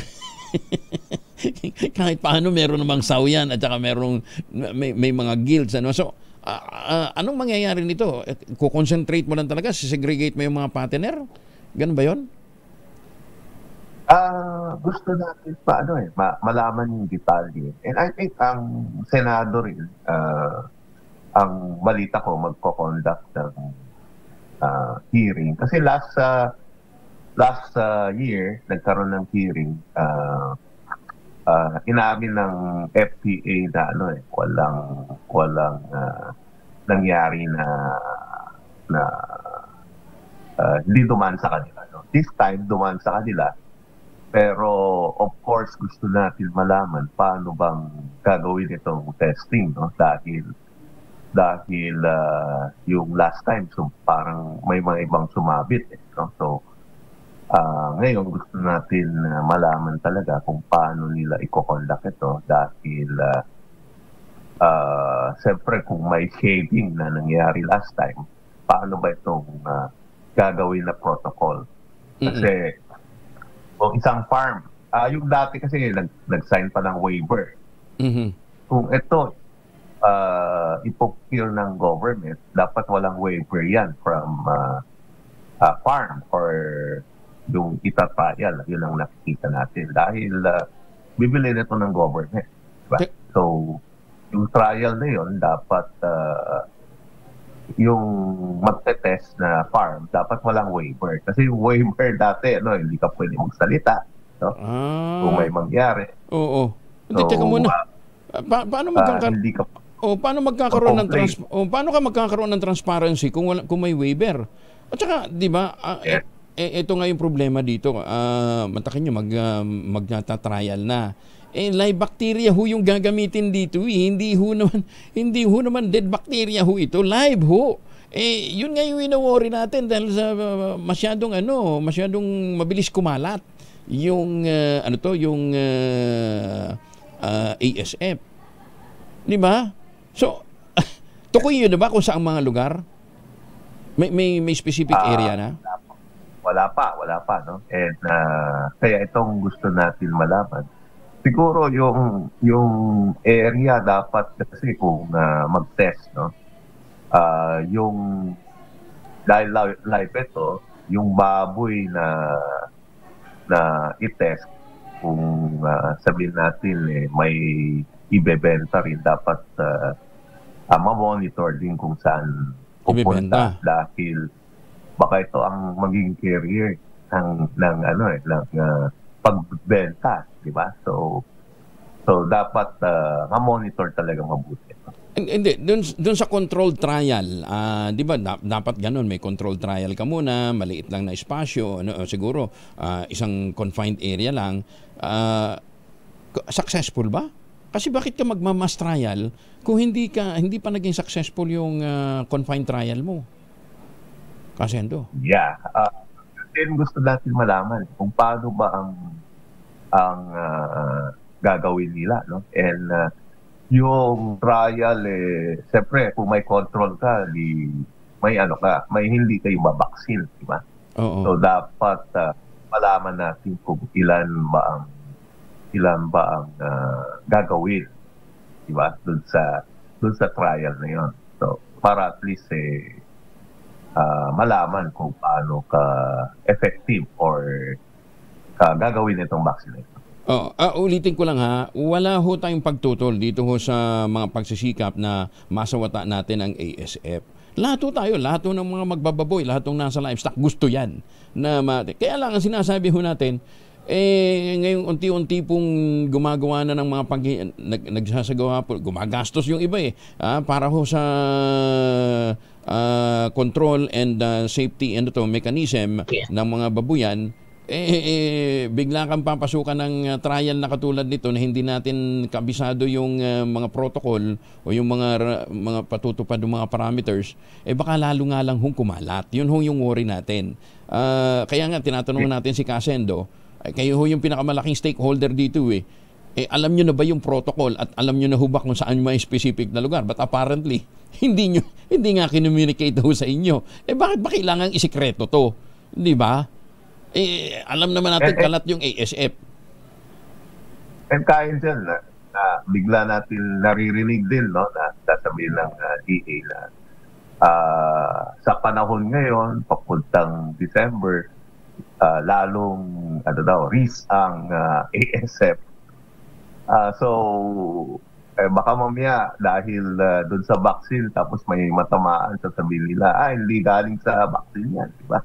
So dapat bantayan mabuti ito kung saan yung trial, dapat yung gawin na trial, hindi talaga pwedeng lumabas dun sa mga area ng outside dun sa area. Yun ang inaano natin. Dapat nandun lang, no? Maski huwag basta ibenta yung baboy kung kunyari nagkaroon ng trial hindi namatay yung baboy or gusto nilang ibenta, dapat dun sa area lang. Huwag ilabas dun sa barangay or para at least malaman natin kung paano ka-effective itong vaccine. Para lang siguro hindi kasi nila ma-visualize, Kasendo, ano yung sinasabing mga protocols, yung mga paghihigpit na ginagawa na ngayon, ano. Pagka nakapunta ho kayo ng kahit isang maliliit na mga yung backyard na piggery na medyo may kalakihan, sabihin natin may 20 saw, ano o hanggang 50 saw, ano kasi hindi pa naman ganun kalaki yun, ano o mga katulad nila, Kasendo, na may mga 100, 1,000 saw yan, malalaki na ho yan. Pero yung mga 50 below, backyard pa rin ho naman yan, ano Pag pumunta ho kayo doon, talagang may mga karatula na ho sa mga gate nila na this is a restricted restricted area. Hindi pwedeng basta-basta pumasok doon. Bakit ho? Yung mga taong nandoon sa loob hindi rin ho pwedeng lumabas. Hinahatdan na lang ho sila ng pagkain doon. Bakit ho kanyo? Baka yung papasok mamaya na tao may dalang may dalang ASF virus, so ganun ho yung proseso. At saka pag pumunta ho kayo ng mga piggery ngayon, parang nung panahon din ho ng COVID, mga nakasuit, nakasuit ho yung mga tao para lang sigurado na pag kausap ho nila yung hinaharap ho nila yung mga alaga nilang baboy, protektado sila doon, protektado yung mga baboy at protektado din ho yung mga nag-aasikaso doon. Tapos gumagastos ho ngayon sa regular na pag-i-spray ng insecticide, ano tawag dito? Ano ka tawag doon sa chemical na yun, Kasendo? Yung ginagamit dun sa pagka-disinfect, no? Disinfectant. Disinfectant. Talagang massive ho yung So ganun ho ang investment.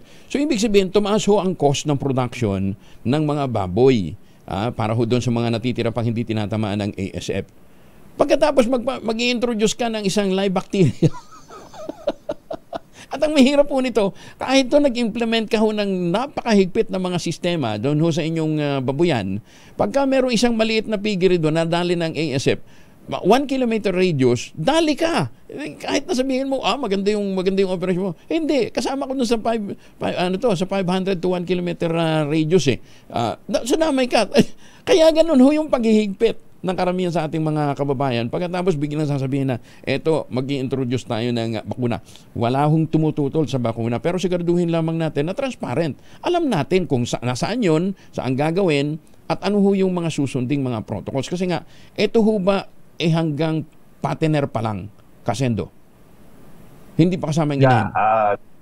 Yun din ang dapat natin malaman, no? Kung ito ba is yung trial partner lang or ita-trial nila with inahin or paano ba ang mangyayari yan. Dapat ilatag lahat, and I think dapat may representative from industry para at least transparent.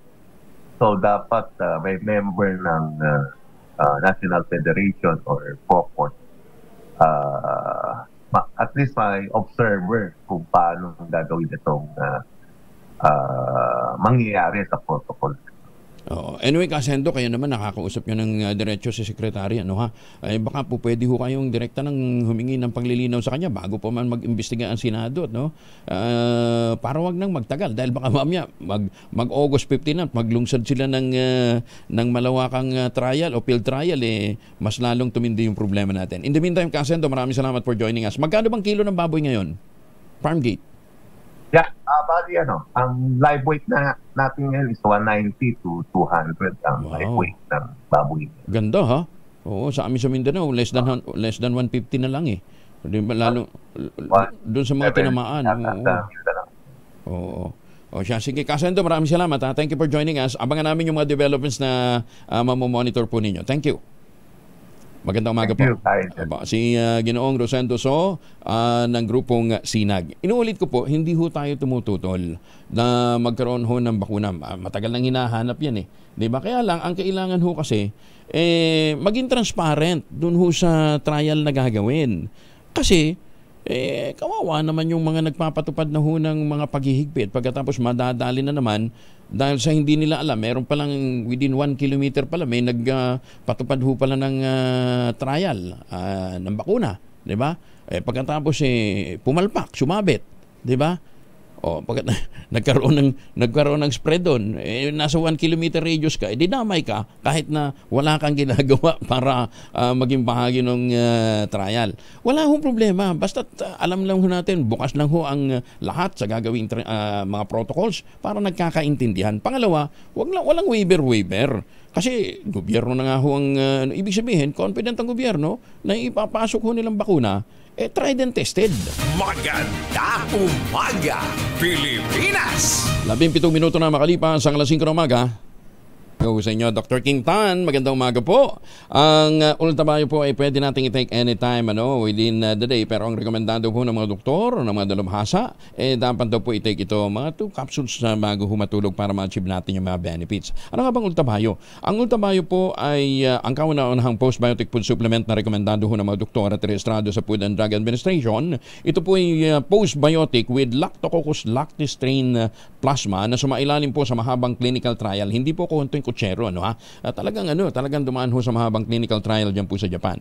Ang bawat capsule po ng Ultamayo ay nagtataglay ng 50 billion cells ng Lactococcus lactis strain plasma. Kaya naman pagpasok ho nito sa ating katawan, ina-activate po yung commander po ng ating immune system, yung plasmacytoid dendritic cell. At yun po nagtataboy ng mga toxin sa ating katawan habang tayo po ay natutulog. Ayan. Ganun ho kabigat ho yung dinaanan po ng Ultamayo bago po inintroduce sa market. Ayan. Available po ito sa Mercury Drug, sa Pasmed Pharmacy, sa Curamed, sa Johan's Pharmacy at sa Amesco Drug, sa iba't ibang panig po ng Kapuluan. Kung meron ho kayong mga concerns, po pwede ho kayong mag-text sa 0917-110-6580. May mga medical experts na nakastambay dyan. Tandaan ho natin sa panahon ho na matindi ang problema natin sa puyat, pagod at stress, ang ating agapay, ang ating kasangga, ang Ultabayo. Ang kauna-unahang postbiotic food supplement na rekomendado ng mga doktor, rehistrado sa Food and Drug Administration. Ang ating maalala sa tuwi-tuwi ng Ultabayo ay hindi gamot at hindi dapat gamiting panggamot sa anumang uri ng sakit. Maganda umaga, Pilipinas! Umapila naman ang Iloilo Provincial Health Office sa publiko na tumulong sa kampanya para labanan ng dengue sa gitna ng patuloy na pagtaas ng kaso nito sa lalawigan. Sa tala ng Provincial Epidemiology and Surveillance Unit, mula January 1 hanggang July 20 ngayong taon, 2,493 cases na ng dengue ang naitatala sa Iloilo. Meron na daw pong 6 din na namatay. Mas mataas ito ng 161% kumpara sa 956 lamang na kaso. Wala pang namatay sa kaparehong panahon nung nakalipas na taon. Ayon po sa Provincial Health Office ng Iloilo, bagamat ang lalawigan ay nasa ibaba pa lamang ng epidemic alert threshold level, dapat pa rin paigtingin ang pagpigil sa pagkalat ng sakit.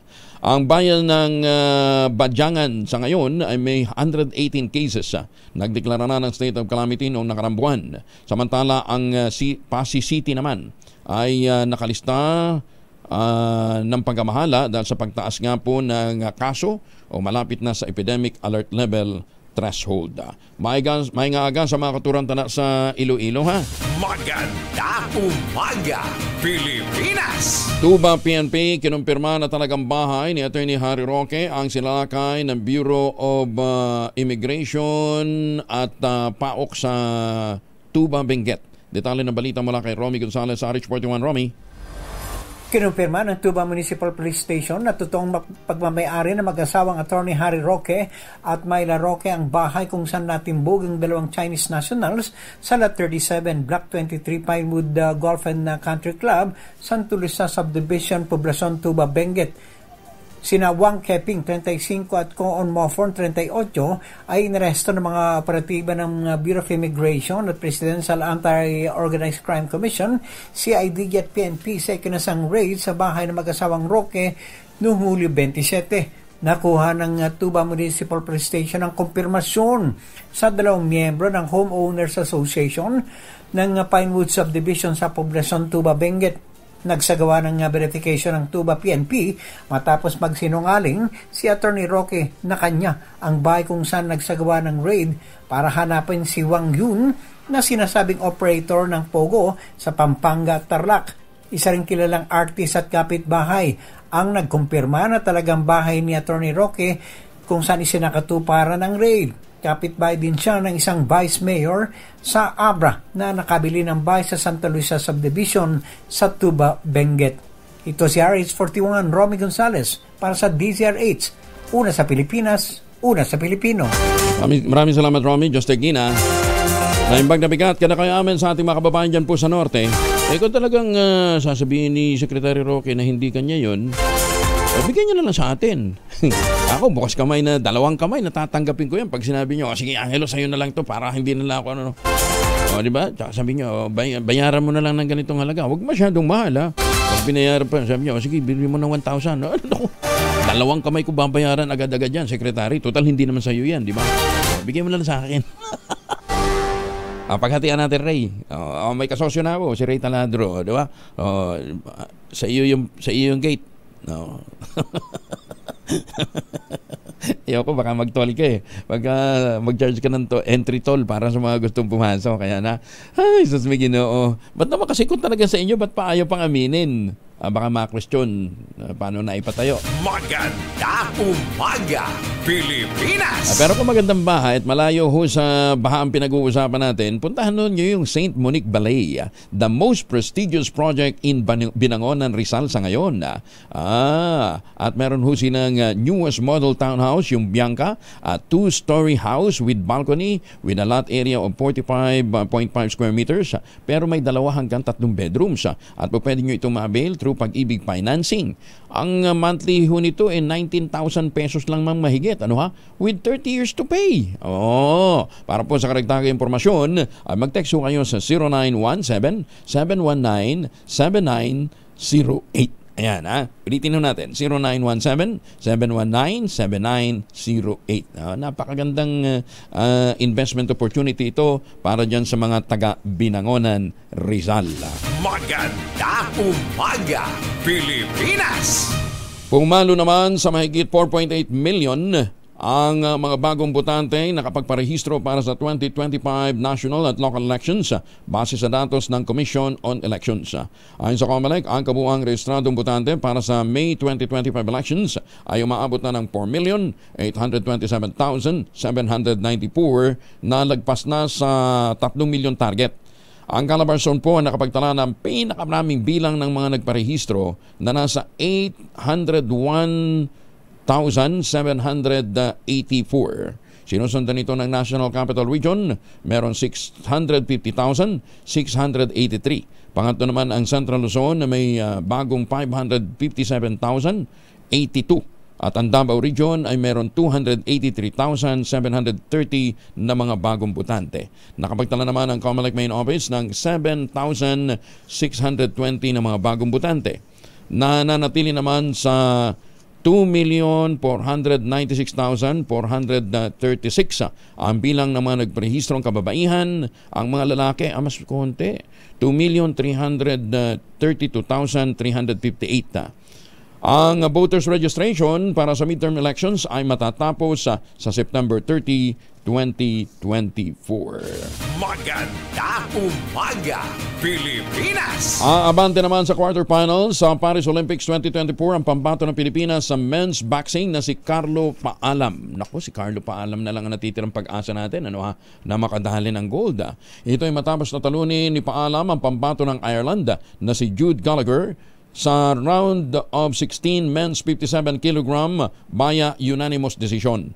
Samantala nagtapos naman sa 12th place sa finals ng men's all-around artistic gymnastics si Carlos Yulo at nasungkit ng kalabang si Oka sinusuki ng Japan ang gintong medalya. Ayan ha. Kawawa naman tayo. No? Samantalang ang kahapon nga binabanggit ko yung New Zealand, halos kasabay lang natin yan pumasok sa mga 1920s, pumasok sa Olympics.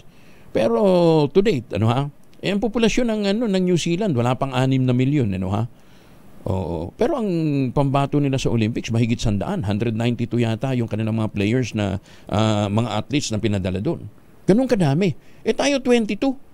117 million tayo. Kaya naman tingnan ho ninyo.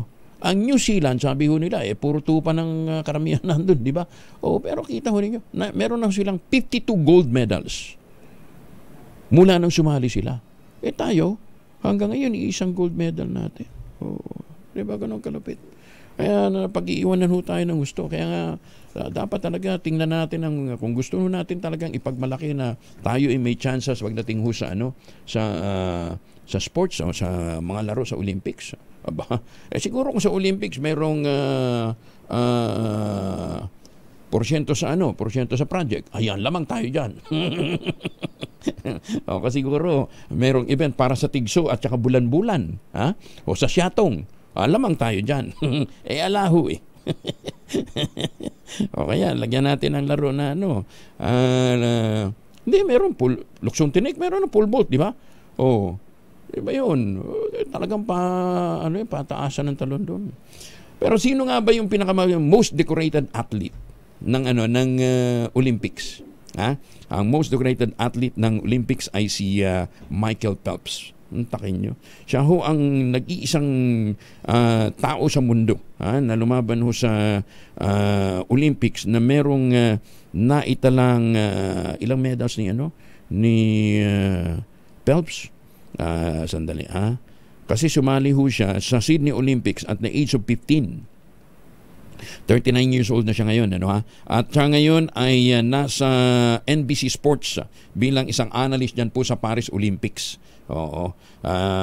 Isa ho siya sa mga nagbibigay ng analysis sa NBC sa kanyang expertise on swimming.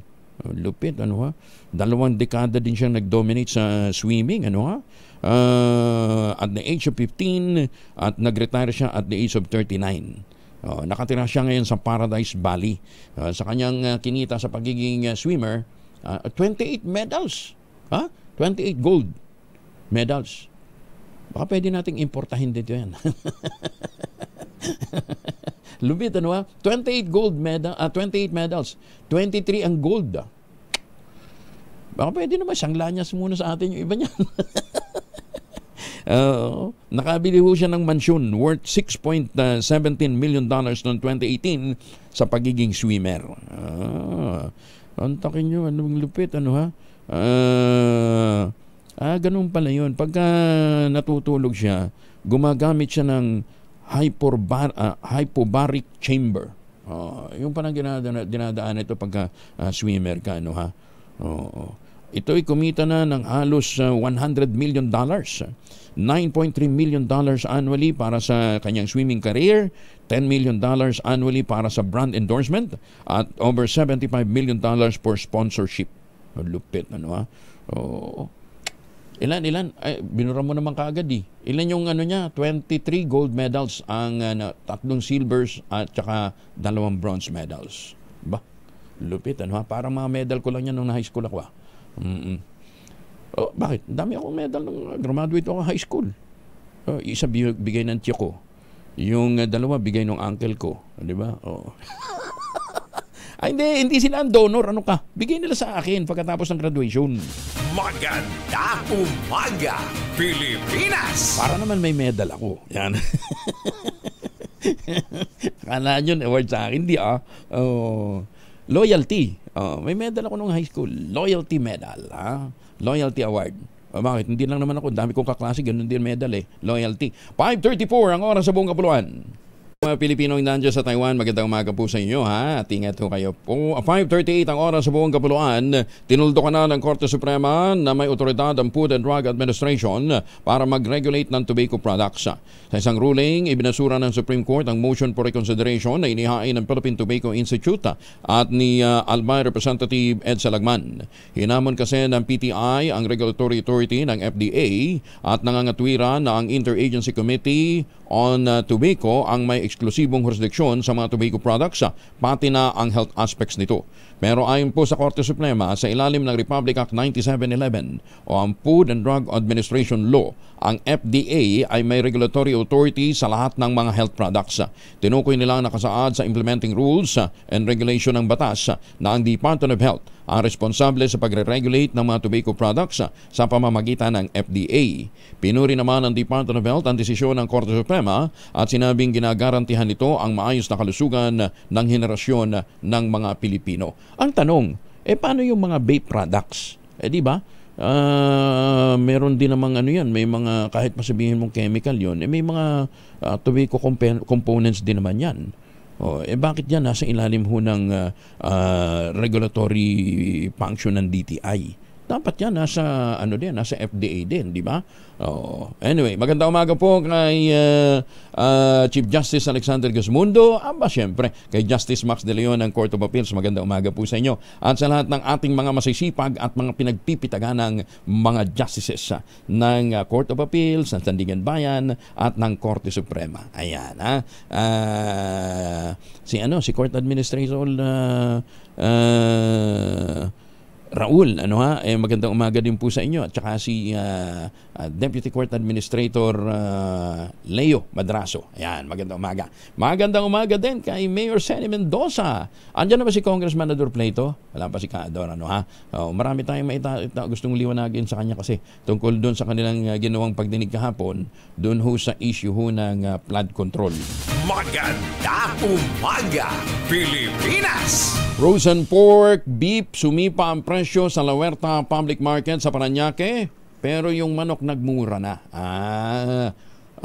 Nagmumura na. Kasi pag sinabi mong nagmumura na, mataas na rin siguro. No? Detalye na balita mula kay Giselle Ricaport. Giselle, RH15. Kuyang Angel, nabawasan pa ng opsyon ng mga nagtitipid sa pamilya ngayong kabi-kabila ang tax thresholds ng mga bilihin. Ang takbuhan kasi nilang frozen na baboy at baka, 50 pesos lang iminahal kada kilo dito sa La Huerta Public Market sa Parañaque City. Ang laman ng baka 340 pesos hanggang 350 pesos na ang kada kilo mula sa dating 300 pesos lang. Ang frozen ribs sa baka 250 na mula sa 200 habang ang batok ng baboy 220 pesos na mula sa 200 pesos noon. Sabi ng mga nagtitinda rito, ilang linggo ng sipa ang presyo ng frozen beef at baboy dahil sa kawalan ng supply na dulot naman umano ng import ban at African swine fever. Yung sariwa namang liempo mabibili sa 350 pesos kada kilo, 270 pesos ang ribs at 300 pesos naman o 305 pesos ang laman. Habang ang manok bumababa na ng 2 piso hanggang 5 piso ang kada kilo kada araw dahil matatag na raw ang supply. Pagkamat may kamahalan pa rin, naglalaro na sa 185 pesos hanggang 190 pesos ang kada kilo ng manok mula sa normal na 160 pesos kada kilo. Mula rito sa Parañaque City na nakararanas ng may kalakasang buhos ng ulan, Giselle Ricaport para sa DZRH, una sa Pilipinas, una sa Pilipino. Giselle, ang sabi mo, frozen yung pork? Yes, Kuyang Angel. O di imported? Oo. Ba't sabi nila naghigpit sa... naging ban daw, Kuyang Angel. Ang sinasabi nila sa ilang bansa. Hindi ba ng mga nakalipas na lugar may mga announcement Kuyang Angel ng Department of Agriculture na bawal mag-angkat sa ilang bansa. Oo, pero kamo, frozen. Teka muna, meron ba chiller dyan? Yung pagbibenta ba nila, nasa chiller ba yung frozen? Yes, Kuyang Angel, meron. Nasa chiller. Kasi bawal yun. Dapat pagka frozen, nasa chiller yan. Hindi pwedeng ibenta lang na nakabuyang-yang. Kasi mga nakabuyang-yang lang dito, yung mga fresh Kuyang Angel. Yung presyo. At saka titiyakin nila na meron tawag dito, may stamp galing sa meat inspector. Diba? Ingat ka dyan, ha? Maraming salamat, Giselle. Salamat po yung Angel, balik sa'yo. Si Giselle Ricaport mula po dyan sa La Huerta Public Market ng Parañaque. Magandang umaga, Pilipinas! Ay, pero doon sa mga kababayan nating mga mag-abroad, bawal pa rin ho magdala ng mga meat products galing ho doon sa mga bansa na may mataasong kaso ng ng ASF at saka ng bird flu. Kaya hangga't maaari sundin ho natin yung mga quarantine and yung mga restrictions Oo. At wag na ho kung magdadala ho ng imported na tsokolate dahil yung tangerine chocolate local brand yan pero global ang taste at saka ang looks nito dahil sinuportahan po yan ng DOST at saka ng Department of Science Department of Trade and Industry. Ayan Tangerine chocolate po ay produkto ng mga magniniyog dyan po sa lalawigan ng Quezon. Sa tulong po ni Dr. Helen Tan, yung pulong mga planting material ng kakao galing Davao, hinakot po at itinanim sa ilalim ng manyugan para sila po yung mag-produce ng dekalidad na kakao beans at i-process nga po para maging tangerine chocolate. Available po yan sa 0919-095-5935 o dili kayo i-check po ninyo sa tangerinechocolate.ph. Ulitin natin ang tangerinechocolate.ph, yung iba't ibang mga variants. Mahigit 10 variants po ang available at ang mga raw materials niyan ay galing din po sa ani at produkto ng mga magsasaka. Ang sabi nga ni Dr. Helen Tan, sino bang magmamalasakit sa Pilipino kundi ang kapwa Pilipino? Kaya sa bawat pagbili ho natin ng tangerine chocolate, pinalalakas po natin ang loob ng ating mga magsasaka, pinalalakas po natin ang ating mga MSMEs o yung pong mga maliliit na negosyante. Tangerine chocolate gawang lokal, 100% made by Filipinos, pero looks and taste global. Magandang umaga, Pilipinas! Ala nyo, kahit umuulan namimigay ho ng pera si Sherwin Alparo at maya-maya ay mag-iikot. Actually, nandyan siya ngayon sa may Quiapo area, Maynila. Kaya doon sa mga taga-Quiapo na nakikinig dyan, lakasan nyo yung mga radyo, telebisyon, at baka matsyempohan ho kayo ni Sherwin Alparo, kayo ang maswerteng mabigyan niya ng 1,000 piso. Magandang umaga, Pilipinas! Aabot naman ang 500 dayuhang mga sundalo ang dumating na sa pantalan ng Legazpi City mula Amerika, Japan at Korea para sa 2 linggong humanitarian mission sa ilalim ng Pacific Partnership 2024. Ayon kay Captain Daniel Killer, Pacific Partnership 2042 Mission Commander, ikinalulugod niyang makabalik sa Pilipinas at umaasa siyang makapagsasanay kasama ang medical at disaster relief personnel ng Legazpi City. Kabilang sa gagawin ng mga ito sa nasabing lungsod ay ang pagsasaayos ng mga paaralan na ginawa noong panahon ng mga Amerikano sa bansa. Talaga magtatagal ho yung kanilang pananatili dyan hanggang August 14. Paglilino naman ni City Mayor Geraldine Rosal, walang mangyayaring joint military exercise sa pagitan ng mga dayuhan at mga Pilipinong sundalo. Ang Pacific Partnership ang pinakamalaking taunang multinational humanitarian assistance at disaster relief preparedness mission sa Indo-Pacific. Magandang umaga, Pilipinas! 47 na makalipas ang alas 5 ng umaga. Hyperbaric hyperbaric chamber. Ganun din daw pa yung ginamit ni Michael Jackson noon. Kasi gusto niya manatiling bata. Nakakabili ba nun, Tulog lang kayo ng sakto. Babata ho kayo. Magsasagawa ng araw si Senator Lito Lapid ng AX payout at relief mission para sa mga mangingisda dyan po sa Masinloc, Zambales na nawalan ng kabuhayan dahil sa fishing ban ng China sa Baho de Masinloc noong June 15. Si Senator Lapid ang nakaisip na hatiran ng ayuda at mga food packs may sa 300 mangingisda na apektado ng fishing ban. Bukod sa relief goods, mag-aabot din si Senator Lapid ng 30,000 pesos sa kada mangingisda para sa kanilang mga pangangailangan ng pamilya. Sa pamamagitan ng naturang inisyatiba, naglaan si Lapid ng 1 milyong piso para sa ayuda sa mga mangingisda ng Masinloc, Zambales. Base sa datos sa munisipyo, mahigit nga sa 3,000 mangingisda ng Masinloc ang naepektuhan ng fishing ban ng China. Unang joint maritime activity matapos naman ang 2+2 meeting isinagawa ng Pilipinas at ng US sa West Philippine Sea. Detalye ng balita mula kay Edniel Parosa, RH52. Edniel, good morning. Magandang umaga, Kuya Angel. Nagsagawa nga ng panibagong joint sales ng Pilipinas at Amerika sa West Philippine Sea. Unang beses naman mula noong tagumpay na 2+2 meeting sa Campo Aguinaldo. Ito ay sa pamamagitan ng Maritime Cooperative Activity na isinagawa ng Philippine at United States Navy sa karagatan sa kanlurang bahagi ng Palawan. Naglayad sa loob ng Exclusive Economic Zone ng bansa ang PRP Ramon Alcaraz ng hukbong dagat ng bansa kasama ng USS Mobile ng mga kano. Ayon kay AFP Public Affairs Office Chief Colonel Cesar Trinidad, tampok dito ang communication check, division tactics, photographic exercise at cross-deck exercise ng dalawang barko. Bahagi ito ng paghamda ng interoperability ng parehong pwersa sakaling kailanganing rumisponde para sa isang maritime security incident.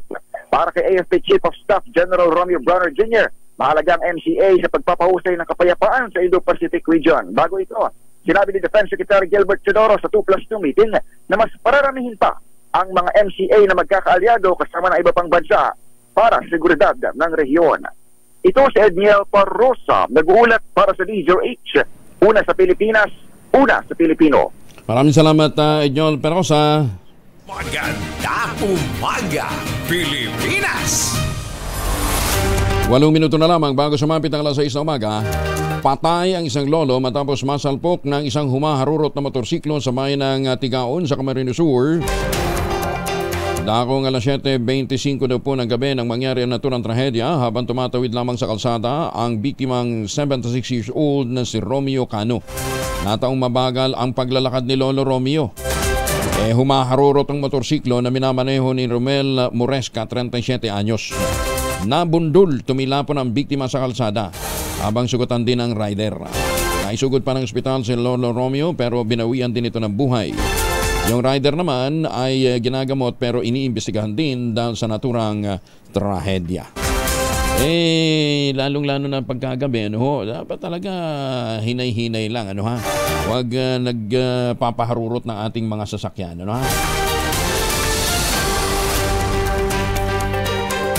Ilyo itong sangsuki natin, Senator pala si Lito Lapid. O naman. Oo, lumalabas lang din siya na artista. Ang hindi senador ngayon si Tito Sen. Ayan. Kaya abalan din ho siya sa kanyang show sa TV. Ayan. Arestado naman ang isang 25 anyos na lalaki matapos na mahulihan ng tuyong dahon ng marijuana sa barangay Talon 1, Las Piñas City. Kinilala ni Colonel Sandro Tapalya, ang hepe ng Las Piñas Police, ang suspect na si alias Brad. Nakumpiska sa kanya 3 kilo ng pinatuyong dahon ng marijuana ba? Hindi ko konti 3 kilo lang, At mga bunga pa na nagkakahalaga ng 360,000 pesos. Nakakulong ang suspect sa police custodial facility at naharap sa kasong illegal possession of drugs. Eto naman, dapat talagang alak, huwag yung natin inilalagay ho sa bumbunan. Inilalagay lang ho sa tiyan yan. Patay ang 3 lalaki matapos na sumiklab ang alitan sa inuman sa isang bar sa Barangay Sentro 2, Lasam, Cagayan. Ang mga biktima ay sina Rex Odarbe, 49, Dennis Purificacion, 56 at Domingo Rigayan, 35. Nagkaaway ang mga biktima. Nakaaway po ng mga biktima ang suspect na si Oliver Pagaduan habang nasa gitna ho sila ng pag-iinuman. Hinamon ng suspect si Obardo at Purificacion ang suntukan. Tinanggap naman ito ng dalawa. Lumabas sila at nagsuntukan pero biglang bumunot ng kalibre 45 baril ang suspect. Pinagbabaril yung 2 biktima. Oo nga naman dahil lamang yung dalawa 2 against 1, Sinubukan sanang pakalmahin ng isa nilang kasama ang suspect pero binaril din ito. Agad na tumakas sa suspect habang naiwang nakahandusay ang 3 biktima.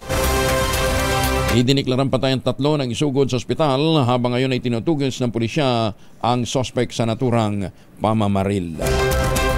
Ay nako, kaya yung paglalasing ng sobra, talagang nakakasama ho,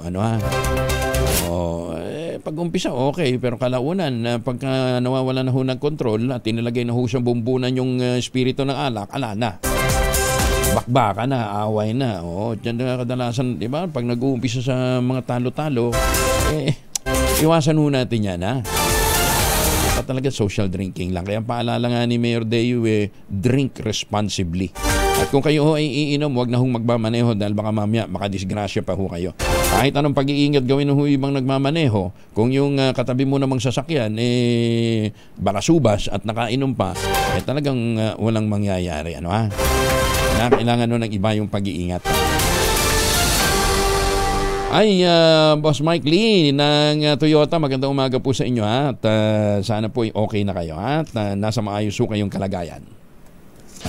Magandang umaga, Pilipinas! So ang natitira na lang natin na pag-asa sa Olympics ay sa boxing. Diba? Diyan naman talaga tayo nag-i-excel eh.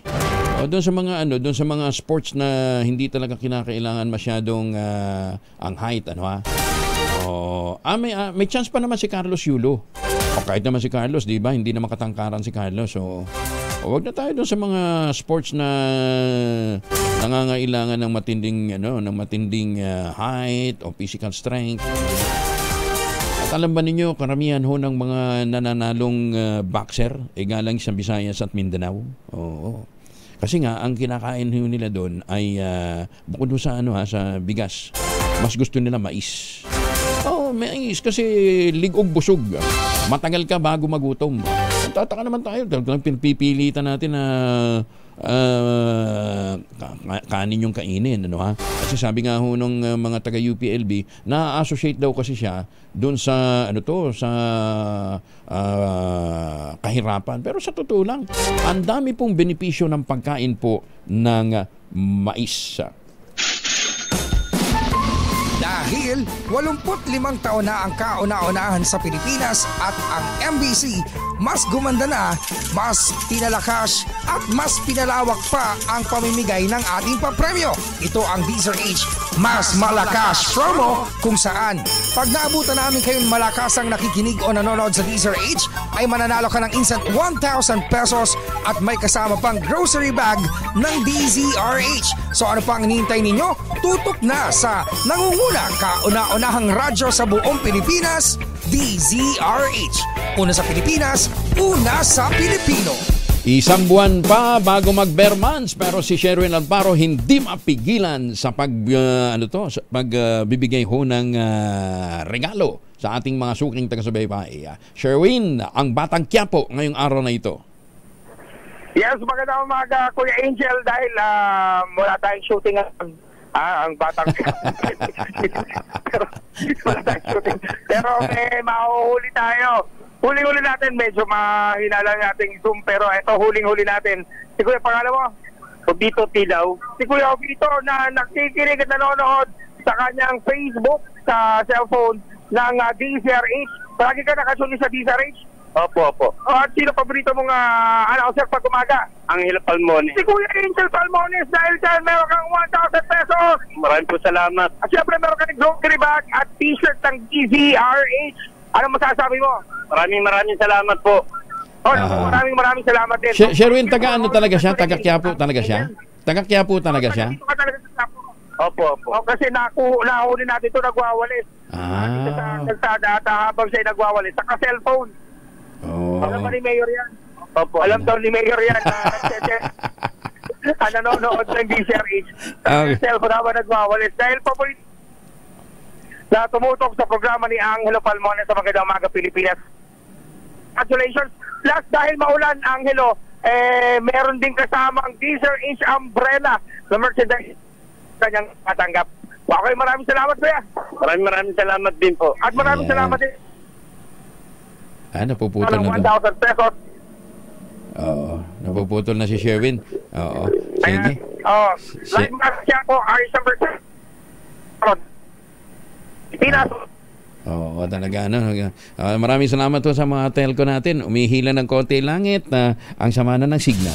Magandang umaga, Pilipinas! Ay, ang ating quote of the day ngayong araw na ito ay galing po sa Roman philosopher na si Seneca. Ang sabi niya ho, poor is not the person who has too little, but the person who craves more. Magtanim na kawayan para sa kalikasan at kabuhayan. Kuya Angel po, si Angelo Palmones, nag-iwan sa inyo na isang magandang umaga. Maraming salamat sa inyo lang sawang pagsubaybay, pakikinig at pagtitiwala. Magandang umaga, Pilipinas! 2x2 at HSBalita, susunod na.